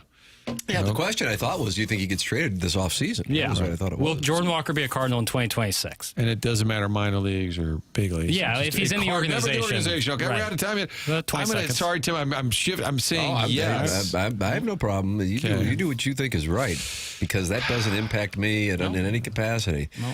I think, and I'll tell you, I'll be going bat crap if they don't. I think they are going to be shipping people out left and right. Left and right. I agree with that overall premise. But you just don't think they will give up on Walker now? I just think the offers will be so low that they might say, hey, sorry. I always feel like you come at this with more knowledge than me and Doug do, and so now I'm worried. Especially because of the change of heart. Exactly. I just don't remember saying that. Much like licks, I don't. I'll have to comb through the audio. That was a debacle. But I do think you got to move like Newt Bar, Gorman. Sure. I do think they're going to move some pieces out. Arnauta, we know is. I thought they should have moved New at the deadline. Maybe they tried, but. Hey, Martin, Ash is in the car, and I'm making her listen. She's rolling her eyes and said there's no way that Kim listens to this crap. She also said, hi, Tim. Tim is so hot. That's from the recovering alcoholic from Just listening and learning. Will Mo live on forever on this show? Yes. Probably so. Yes. What do you think he is doing a year from now? Now, that's a great prediction, Eric. Yeah. I bet he takes over another team. Think he's going Rockies? They got an opening. I wouldn't go there. I would not go there. Would love to know the overall perception of him around baseball. Back it up a bit. Probably really care. Probably very positive. Really care. I like that. I could see him taking What was a the year context off. on that? Back it up a bit. Don't really care. I really need to know more. Jackson, was that in your era or did that predate you? No, predates me for sure. I'm going to say he's in some type of business world, non-sports a year from now. And I don't know if that means he's consulting with some company or if he's part of some think tank that does whatever. Yeah, I kind of tell you, kind of like that play. Like not sports. Like consulting, but it's kind of a part. It's like what happens with a college football coach, not saying that he got fired, but a college football coach after he gets whacked, he's like the consultant with the New York Giants. And you go, what? And I think that's what Bielema did, actually, after he got fired on the field in Fayetteville. Yeah, they do these consulting jobs for a year. They don't want to go back in.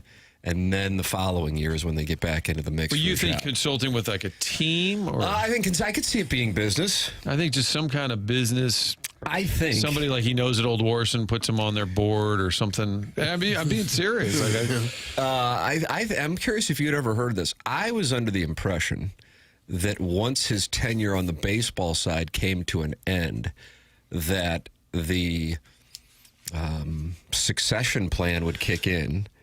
Bill DeWitt III would take over as the chairman. John Mozeliak would take the business side role that Bill DeWitt III had, and then Bloom or somebody else would take over as president of baseball operations.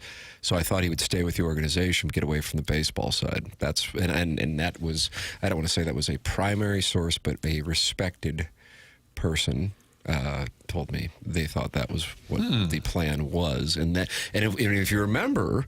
Mozeliak said there was talk of him staying with the organization, but he decided he thought it was the best thing to do for him just to move on completely. He said that when he was sitting here last week. I always thought he would be like a special advisor to Mr. DeWitt. Yeah. And some kind of title. And for years, Walt Jocketty was special advisor to the Reds ownership group.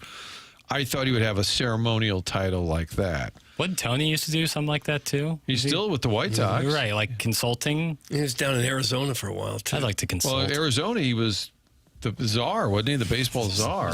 He was. And they traded Swanson, right? Right. Yeah. Famously, he and Dave Stewart were running that operation in Arizona. It wasn't great. And then he was an advisor, more the Boston Red Sox is when he was kind of a consultant to Dave Dombrowski, or, part of the Think group. Guys, he's going to go to Anaheim and win a World Series with Albert as the manager. St. Louis will burn the arch down. That's from TMA Lister of the Month, MD 2020. Let's call this a wrap. I think he may sit out a year and then get back into it with another team. Yeah. Be my guess. I'd just be surprised if he made a long-term career decision in the next 12 months. I guess that's what I'm saying. So whether it be consultant sitting on, a few different boards, I'd be surprised, like you, Doug, if he hopped right in. It is a time-consuming job. Like all day, every day, there's something on your plate. And it could be the AAA manager, needs time off. It could be the equipment guy wants to order a bunch. And not everything's on your desk, but it's that job that he held. There was a lot to it. I have a feeling, if I were him, I would do nothing. My God. Could not agree. When we were sitting here before we started the interview, tell me you're going somewhere on Monday, somewhere great, and like for a few weeks, because both of his kids are out of the house, I think. Yeah, one's in college, one's out. Okay, so he could just pick up and go, sitting on all kinds of money. Yeah, I think he's going to try. I think he is going to travel a little bit, but then after that, I guess you just get bored. I mean, I don't know. John Smoltz made $150 million, and he's sitting in Secaucus, New Jersey, on a Tuesday talking baseball. I don't know. Some people don't like to sit around and do nothing, no matter how much money they have. That's how they got the money in the first place, is working hard. That's what they just felt the way that the Team USA roster is built, they would have to outscore their opponents to win. That's why they pay him the big bucks. See? Guys, I heard Aaron Judge's hitting coach lives in St. Charles, Missouri. It would seem like a no-brainer to get this guy to work with Jordan Walker, especially considering their similar body types. Thoughts? That's from Marsha. Doug, you interviewed for Sound Story. Right. How about this, Martin? And it was he reluctantly brought it up, right? No, it wasn't really reluctantly. I just said, so what are you doing now with yourself? He says, oh, I'm Aaron Judge's personal hitting coach. I said, what? Then he got up and started showing me the things he taught Aaron Judge to hit. So I thought, I'll be darned. How about that? And he's all over YouTube now doing it. So that's I just didn't know. I didn't know going in. For somehow he didn't say that. Nobody told me that. That is insane. Yeah. I've heard that before, and I would like to know a little more about it, but that's fascinating. So get him with Walker. It does help to be 6'7", 270 pounds. Right. There is that. There's a lot of. I don't doubt that he's really helped him become the best hitter in baseball, but natural talent goes a long way too.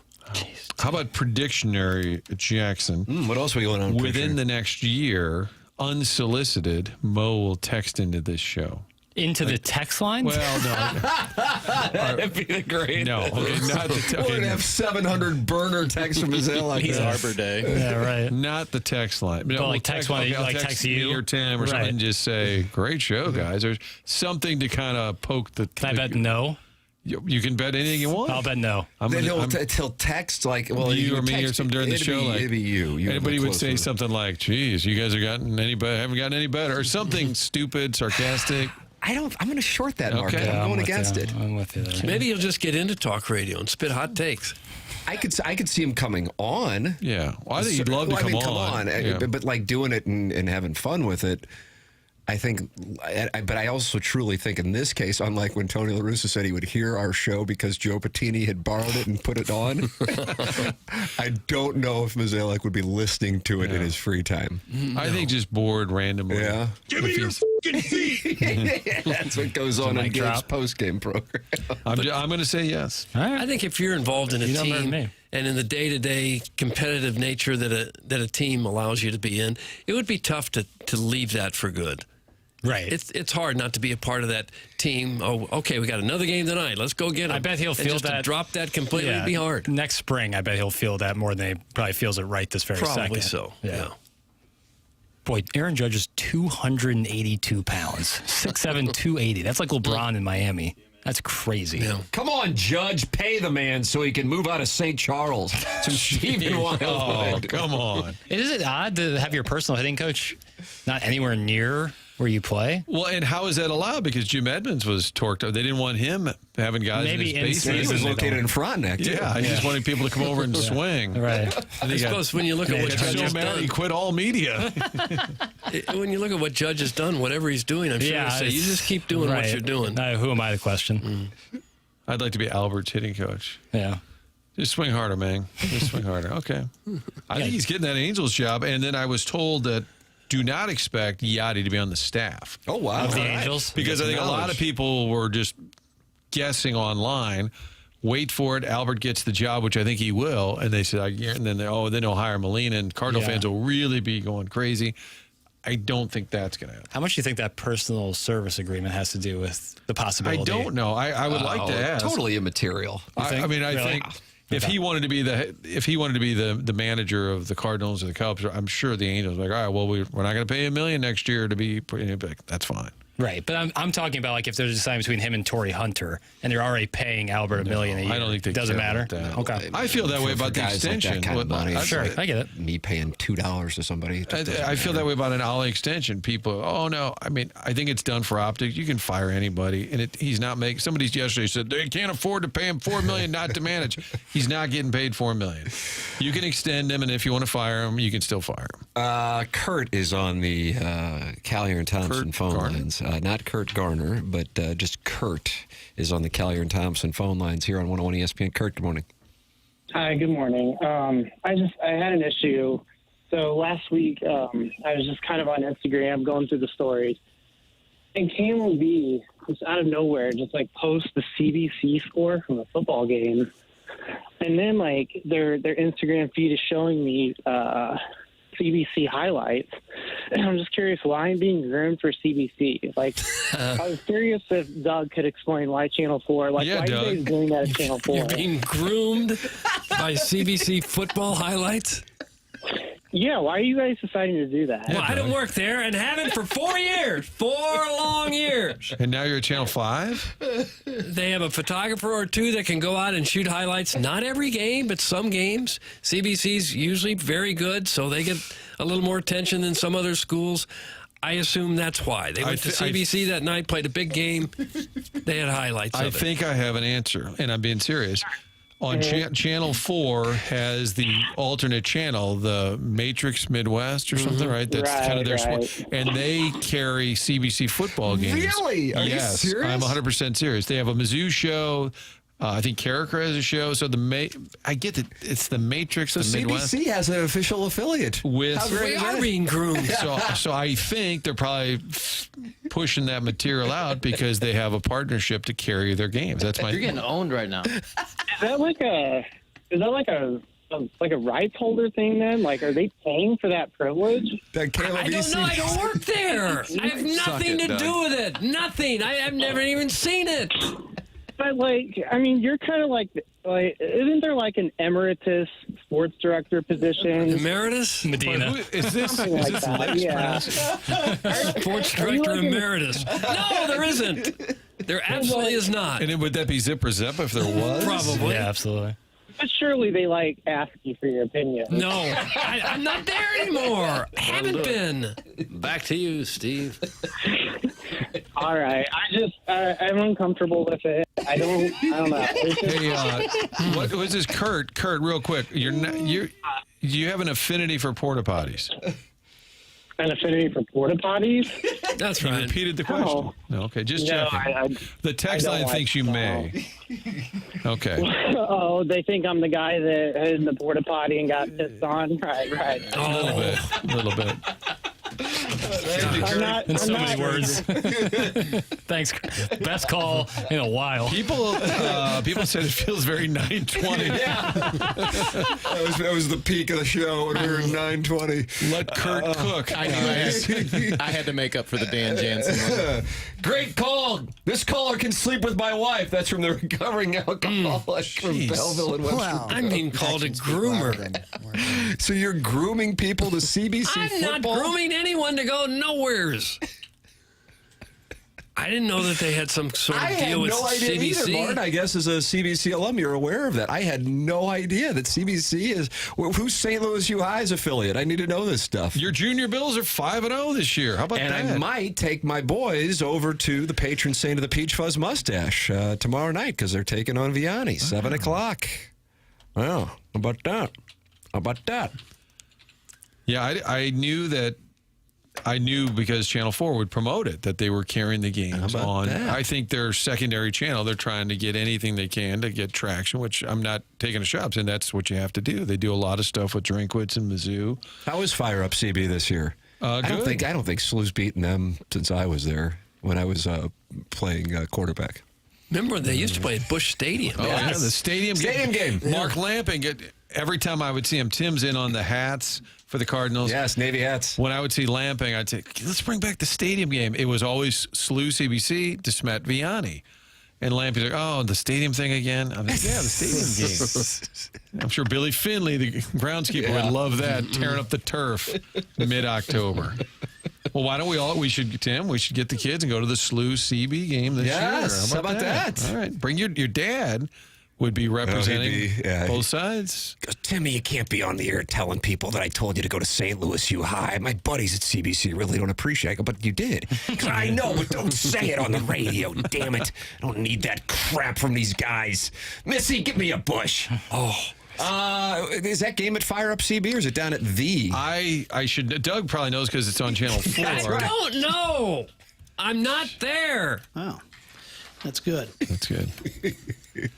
I think my favorite part of the Costas call that got a lot of notoriety for a lot of reasons was he started with, Doug, for whatever reason, I watched your interview with Frank. And he rather enjoyed it. Self-deprecating. Tim, the game is at SLU. Yes. Friday, October 17th. Jackson's throwing up the U. At the U? That's where Ladue would play their home games. We didn't have lights. You had them where? At SLU High. Oh, is that right? For football, yeah. I know. Naturally, we call it Gatorade. They wouldn't let you put up, Mr. Licks wouldn't let you put up lights. Well, now Ladue now has a gorgeous football stadium with lights, but they didn't used to. You buy a house right next to a high school, you got to figure there's going to be a game on Friday night. Did Miami have some kind of issue with lights? That was like there was not too long ago. It's like 5 dates a year, and it'll be over by 10. Yeah, it's like buying a house on a golf course and being mad that there's a golf ball in your backyard. It's crazy. I agree with you, Doug. Look at that. We came to a union. Mm-hmm. Yeah, lockstep. After all that's been said and done. Now CBC guys are texting me, lay off my cadets, McKernan. It's from a buddy of mine on my phone. Oh. Fire up, Steve. Gorgeous football field at CBC. And that you said that's at SLU, Martin? It appears to be the October 17th, Friday, October 17th. I'm playing a charity golf tournament that day with my dad. We could just shoot on down. Pick up the boys. Yeah. If your dad wants to feel any better, I was doing a live KTRS show from spring training, and I'm on the headset, and they asked my wife, Kim, to come on the show. And the producer is from the U-High back at the studios in St. Louis. And he said, Kim, what are you thinking for that Carson? What's the plan with him? And she said, he's pretty smart. He'll probably go to SLU. And I'm like, okay, I'm out. God bless her. Email in the morning after at InsideSTL.com for the Design Air Heating and Cooling email of the day. That's coming up at approximately 10:45. Martin is heading to onboarding. Who handles onboarding now that Chaim has his president of baseball? Well, Chaim was just in the class with me. He was just part of the class. Right. And then we've got the new midday guy from... the Bowl. Do we have the Bowl? Which one do we have down there? No, we don't. You really might have an onboarding meeting now. Sorry. That's our tribal. From the Hammer. No, the new station we bought. The new guy, the new midday guy from the Hammer sits next to me, and he learns a little bit about corporate speak, including which stations we own and which ones we don't own. That'll probably be the first topic today. I'm a big WIL guy. That's the thing. You always thought Martin was just leaving at 10 o'clock. No, there's real onboarding. He's going to the Bowl. That didn't go well. I disagree. All right, Martin's heading to onboarding. We're heading into the 10 o'clock hour. The program's called TMA, presented to you by Brown and Crouppen at 101 ESPN.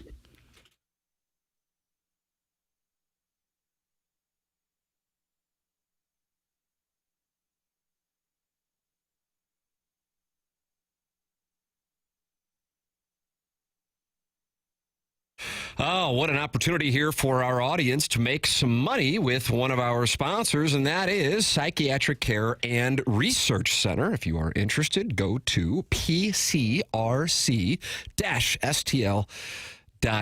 Here is the background. It's Dr. John Canelli. He has 40-plus years in practice and 20-plus years conducting clinical research trials, and he's doing clinical research studies on anxiety disorder, depression, bipolar depression, and obsessive-compulsive disorder. Compensation will be provided for both your time and your travel, and the office is in O'Fallon, Missouri, so you're not like going across the country here. It's Dr. John Canelli and Psychiatric Care and Research Center online at pcrc-stl.com,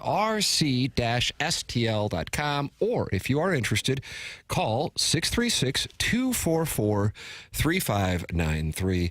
That's Psychiatric Care and Research Center online at pcrc-stl.com. If you are interested in making some money and participating in these studies, pcrc-stl.com.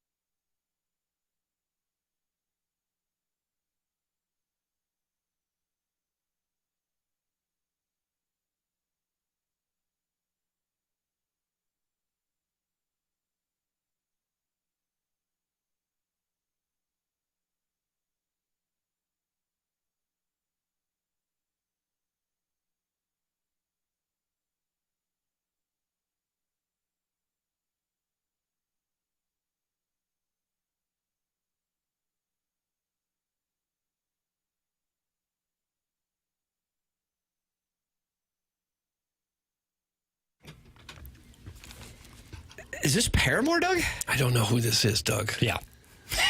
And what's going on here? Yeah, it's a good little tune. Is it like Haley's birthday or something? I don't think so. This is the banger. But I didn't know if there was like a reason you're playing it. No, not really. When I ride my bike and I have a big uphill, I like putting on something like this. Really get me going through it. When you ride your little bicycle? Little bicycle. I'm not like, it's not a Schwinn. No offense. Yeah, you knew I had a Schwinn. Did you? Interesting. Yeah. 10-speed? No, dirt bike, South City. Yeah, dirt bike? With pegs, and not the good kind. Right. Would you let anyone ride on your pegs? Of course. Did you ever take a huge spill? Yeah. Not fun. Bicycles are really pretty dangerous. Yeah.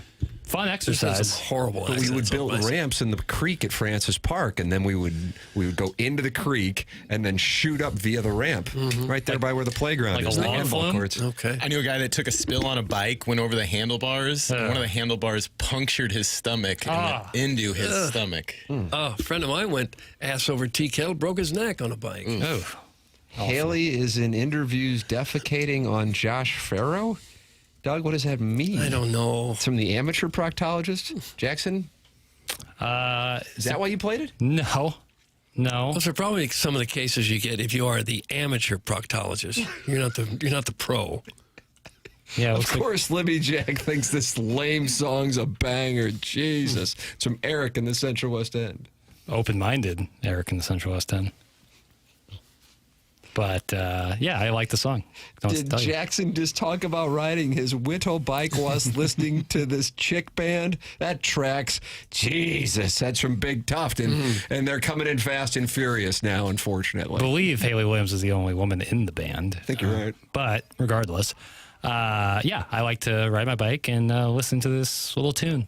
Guys, I had a Huffy. I'm true Southside, St. John the Baptist alum, and a pour. That's from the Unknown DJ.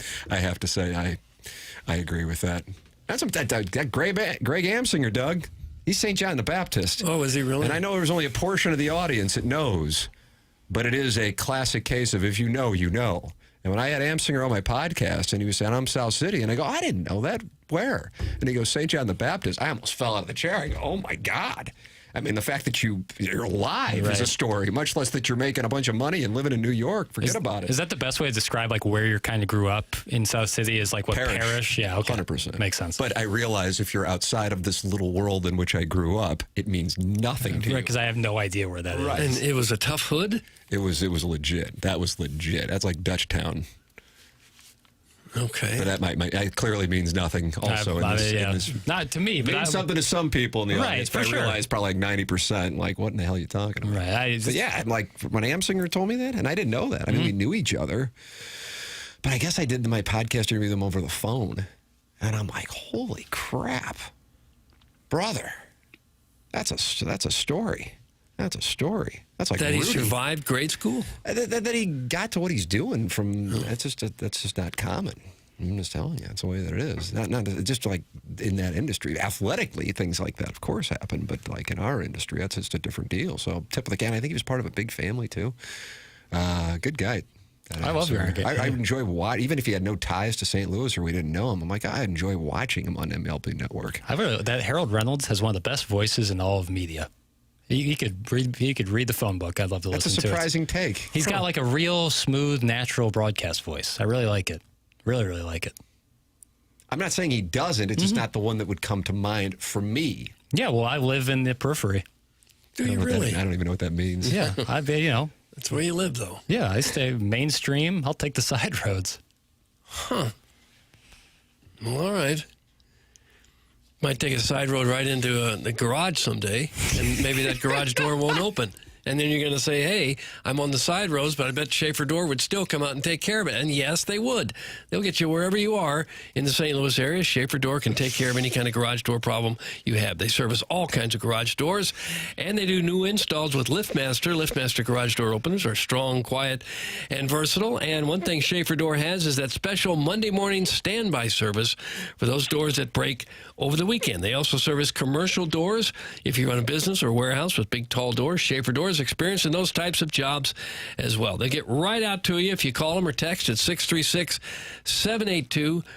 3608. I've had to call Jason Gostro and his crew a few times to take on my garage door, and they're not going to sell you a big, giant door if you don't need it.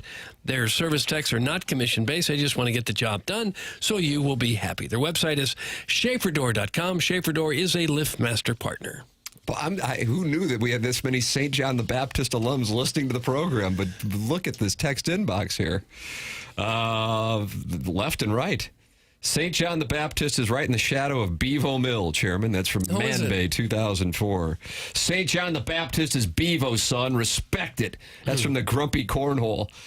92% of Sorrow's girls now have OnlyFans. That's from the River to Bay. That seems like a high number. Is that a stat? It's a lot. That school no longer exists. I mean, I think if you graduate 40 kids, that's still, I mean, that's a lot.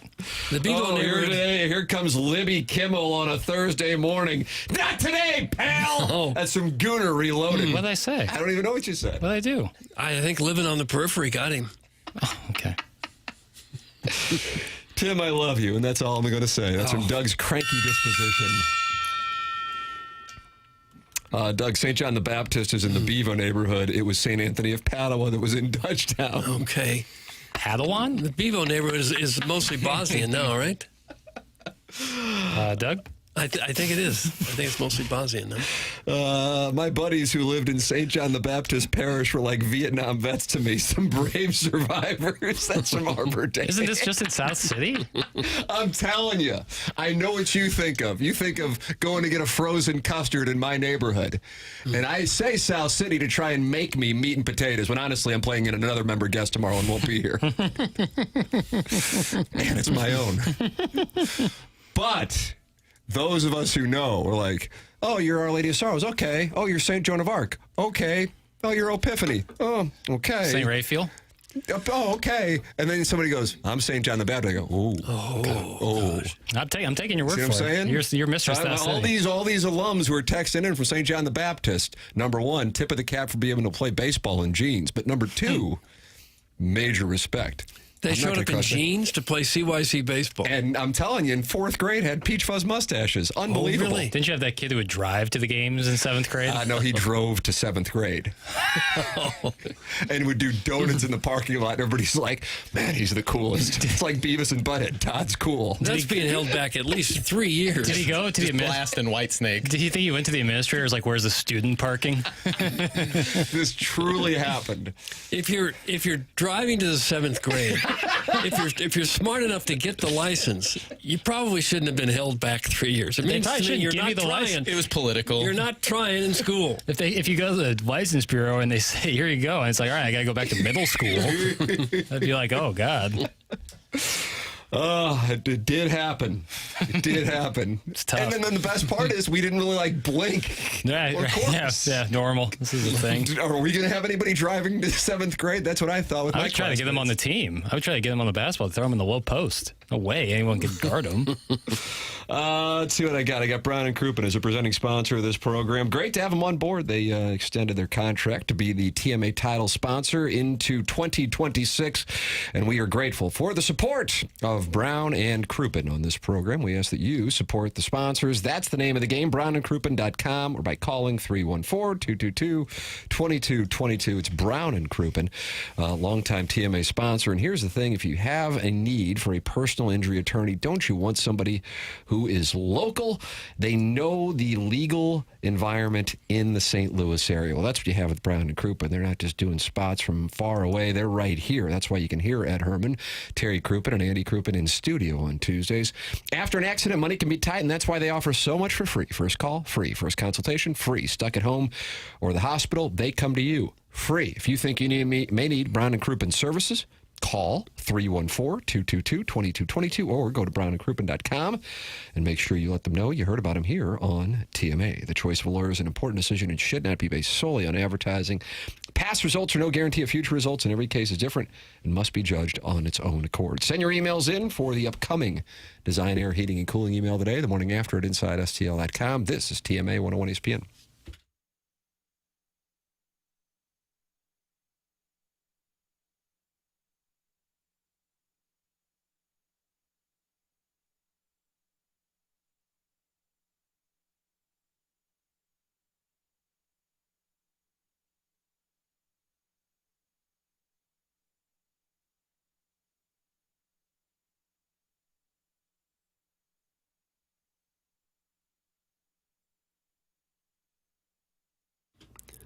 TMA is brought to you by St. Louis-based Stifel, a leading wealth management and investment banking firm. Stifel is the firm where success meets success and has been since 1890. Founded in downtown St. Louis way back in 1890, same street the company is headquartered on today, and proud to have called St. Louis home for 135 years now. They partner with the Cardinals and the Blues and now the Stifel Charity Classic, and they also sponsor Stifel Theater. Stifel is honored to support the city, the people, and its future. With financial advisors in 12 offices across the region, Stifel helps clients right here in St. Louis and nationwide manage their hard-earned wealth. Stifel also provides banking, lending, and trust services and has a full-service investment bank. Basically, when it comes to finance, Stifel has you covered. As one of the fastest-growing wealth management firms in the world, their tagline is where success meets success, so it's no wonder why they decided to partner with a winning program like this one right here. Stifel Nicholas and Company Incorporated, member SIPC and NYSE.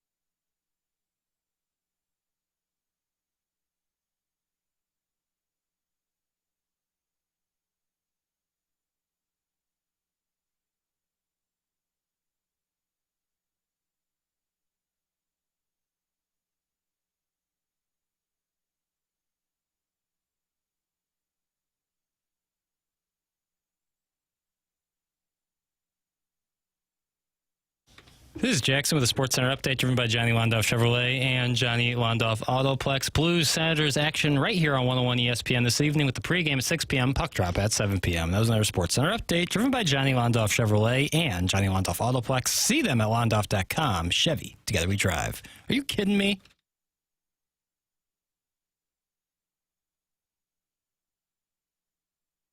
Welcome back to the morning after 101 ESPN. Tim McKernan, Doug Vaughn, Chairman Kurt sliding into the dais in the 10 o'clock hour. Little Jackie Papers. We got the Design Air Heating and Cooling email today coming up, men. Have you or your family seen a change in you? Not quite yourself anymore? Struggling to focus? No energy for the people you love? Put it this way, if your bedroom could talk, would it have anything to brag about? It could be you're getting older, or work stress, or the undeniable fact that we're all becoming our kids' personal unpaid Uber drivers. But it could also be your testosterone calling it quits, and you never got the memo. Well, Mentality can help change that, whether it's low energy, weight gain, or just that feeling that something's off. Mentality can help. So stop being tired of being tired. Get back to the guy you used to be. Visit mentalityhealth.com and reserve your spot today. It's Mentality at mentalityhealth.com.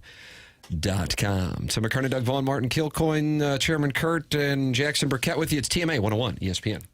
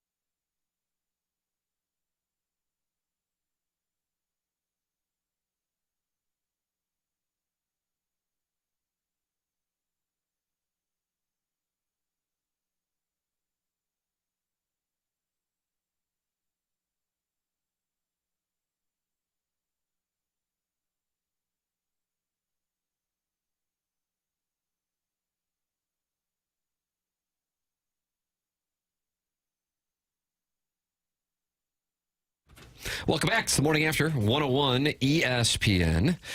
You're welcome to participate by texting in 314-399-9646. That's the Air Comfort Service text inbox. Then you can also participate in that Michelob Ultra YouTube chat where friends gather and they watch the show. Doug, 241 are in there talking it over right now. Okay, that's nice. Nice number. Yeah. Just watch away. And talk it over. The Legend of Columbia has been in there the entire show. Really? Yeah. Jackson has not announced whether or not he's going to Columbia next week. Things are looking like it might happen. Oh, something has developed here in the last 24 hours. Yeah, Got your tickets? Stay tuned. Stay tuned. You got your tickets? I got some working. I got some working. I am in need of 4 tickets. 4? I don't know if I need to get a ticket for my 3-year-old. Doug, do you know what the policy is? Oh, I don't know. That's a good question. I don't think you would. I don't know. I He's right there at the I borderline. realize he doesn't have an ID, so... Anyway, point being that for sure I'm taking my wife and my 8-year-old, and we are taking the 3-year-old, and we will be spending the night on Friday night. Got the hotel, the Ritz-Carlton of Columbia, and I'm just like, we're just going to do it. And you support that, and I listen to you for parenting advice. Yeah, I'd do it. Mm-hmm. Because I think in 3 or 4 years, the 8-year-old's going to want nothing to do with this. Yeah, you know what I mean? Yeah. Well, Saturdays are going to be taken up with their own games and birthday parties and everything else. Yeah, so my 3-year-old's first game will be Roll, Tide, Roll. 11 o'clock kickoff. And we'll spend the night there, and then we'll head back following the game, and the family will sit in silence as we listen to Gabe's post-game show. Right. If they even dare speak. It's understood. Really? Yeah. It's understood. Right. Yeah. You telling you will turn this car around and go right back? We'll go right back to Columbia. Right. Yeah. We'll spend another night at the Ritz-Carlton of Columbia. Are you sure he's not 2 years old? No. Okay, because if he's 2 years old, I'm not sure that you'll need a ticket. If he's 3, you may need one. There you go. But you wouldn't take up the bleacher allotment, which Lord knows that people overtake on the bleacher allotment. I have a real issue with that. Yes, that does happen. Oh, it's the seat back things. It's those seat back things. They take up way too much space, and interesting. That's your reason for why. I saw one where it was eight in a row. 2 families each had the seat backs. For people who don't know, it's all bleachers at Faroe Field, and you can buy these black detachable seat backs on there so you can have backrest, but they take up too much space. This poor kid next to the 8 people didn't have room on his side of the bleacher to sit. Start pushing them. And that's why I said, I was like, dude, he turned around and apologized to us because he's like, I have to stand the whole game. I can't. I was like, dude, you got to tell those people that they can't take up that much room. You are allowed to seat. You have a ticket. You are allowed to seat. These people can't just take up all this room. Mm-hmm. It's a real problem. Well, how fat are these people that they're taking up more than one seat? Some of them were wide. Oh, some of them, shaming. but it wasn't. But that's not even it. It's the seat backs. They take up too much room, or people are putting them in wrong. Yeah, frustrating. So you're going. It's the plan. What if you go to sit down and someone's taking up too much room with the seat back and there's no place for you to sit at all? I'd have a polite conversation about how we could remedy that. And what if he says, I'm not moving? I think I could be able to work it out. You think you'd have that conversation? I think, yeah. I think you can be polite about it and say, hey, I bought a seat. I'm just playing devil's advocate here. Didn't you struggle to talk to the person that was loud at the movie theater? Yeah, but that wasn't stopping me from sitting in my seat. That's a real, I don't think those are apples and oranges. I understand you're playing devil's advocate, but that's apples and oranges. Okay. And by the way, it's still always your own guy. That's been a theme ever since Martin called out the Kalen DeBoer audio. Yeah. Doug, that goes back to, it was the skies were still dark in the morning here in St. Louis when the And Kalen I can't DeBoer see a audio. lick, by the way. Or are we at that time of year where I need to close the blinds? This is a tradition going back to the balloon party I've days. been flying this plane blind for about an hour now. Send your emails in the morning after at InsideSTL.com. This is TMA.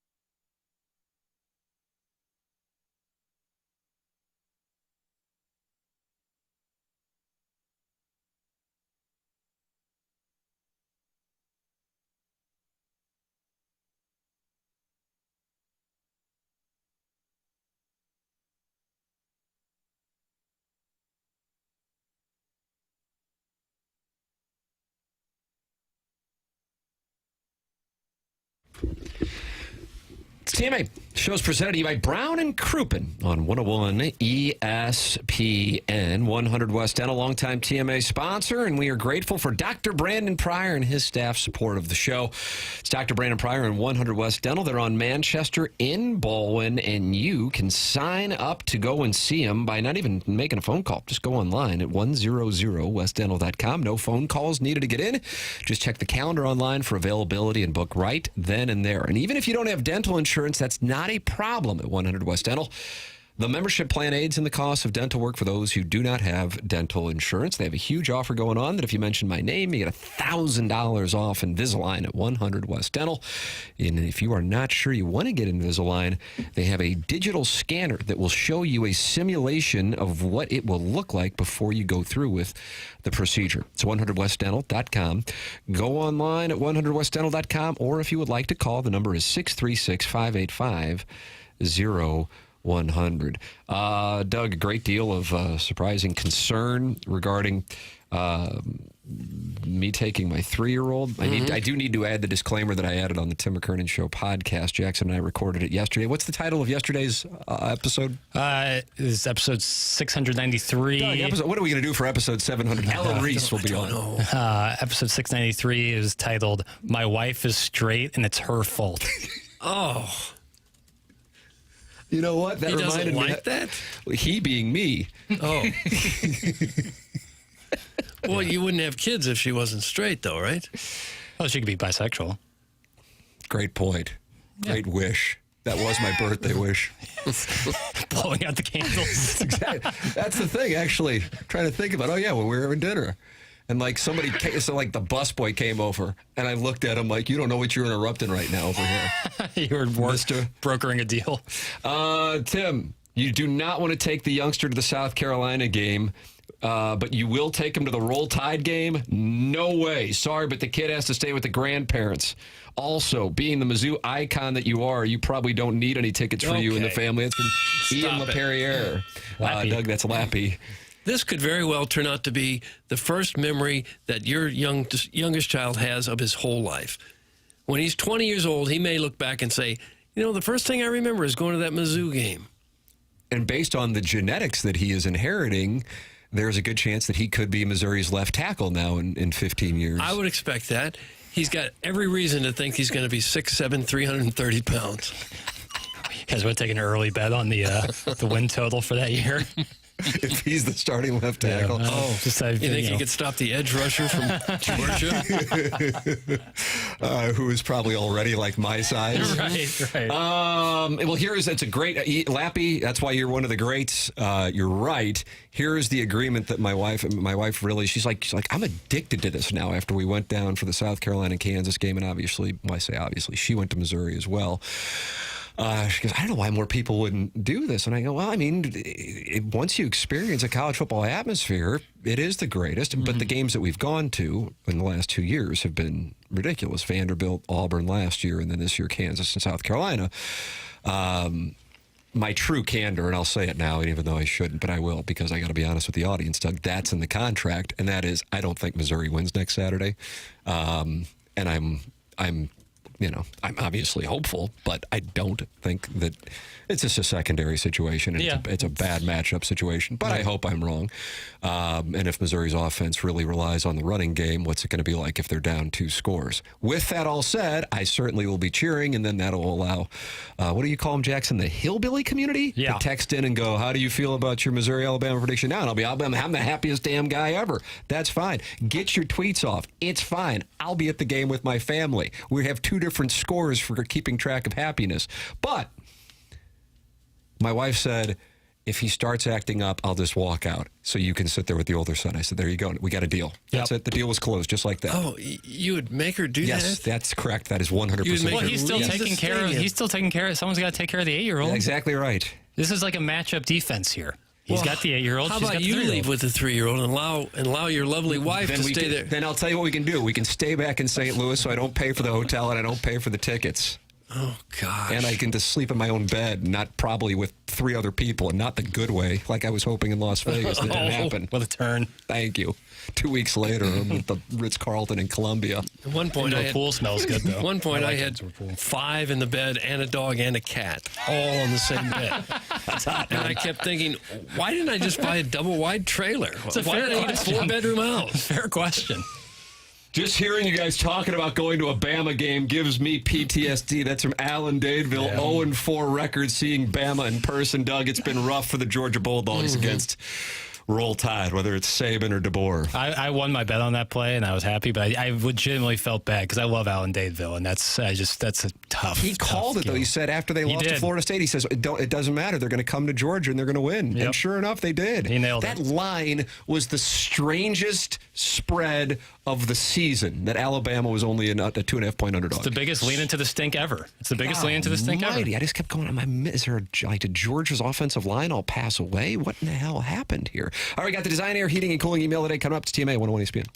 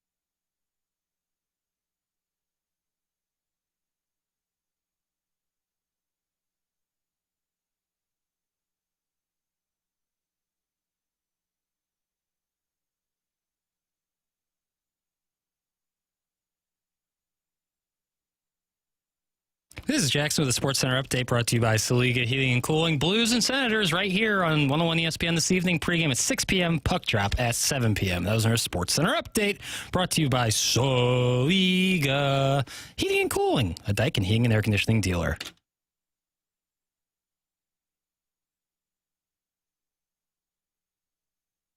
It's TMA 101 ESPN. It's time for the Design Air Heating and Cooling email of the day. I want to make sure I'm in the filter file. Doug, you're passionate about that. Yeah, really. It means a lot to me. And it always has, really, going back many, many years. That filtered file has really been my bailiwick. Morning, Bottoms. I remember growing up on the mean streets of South City.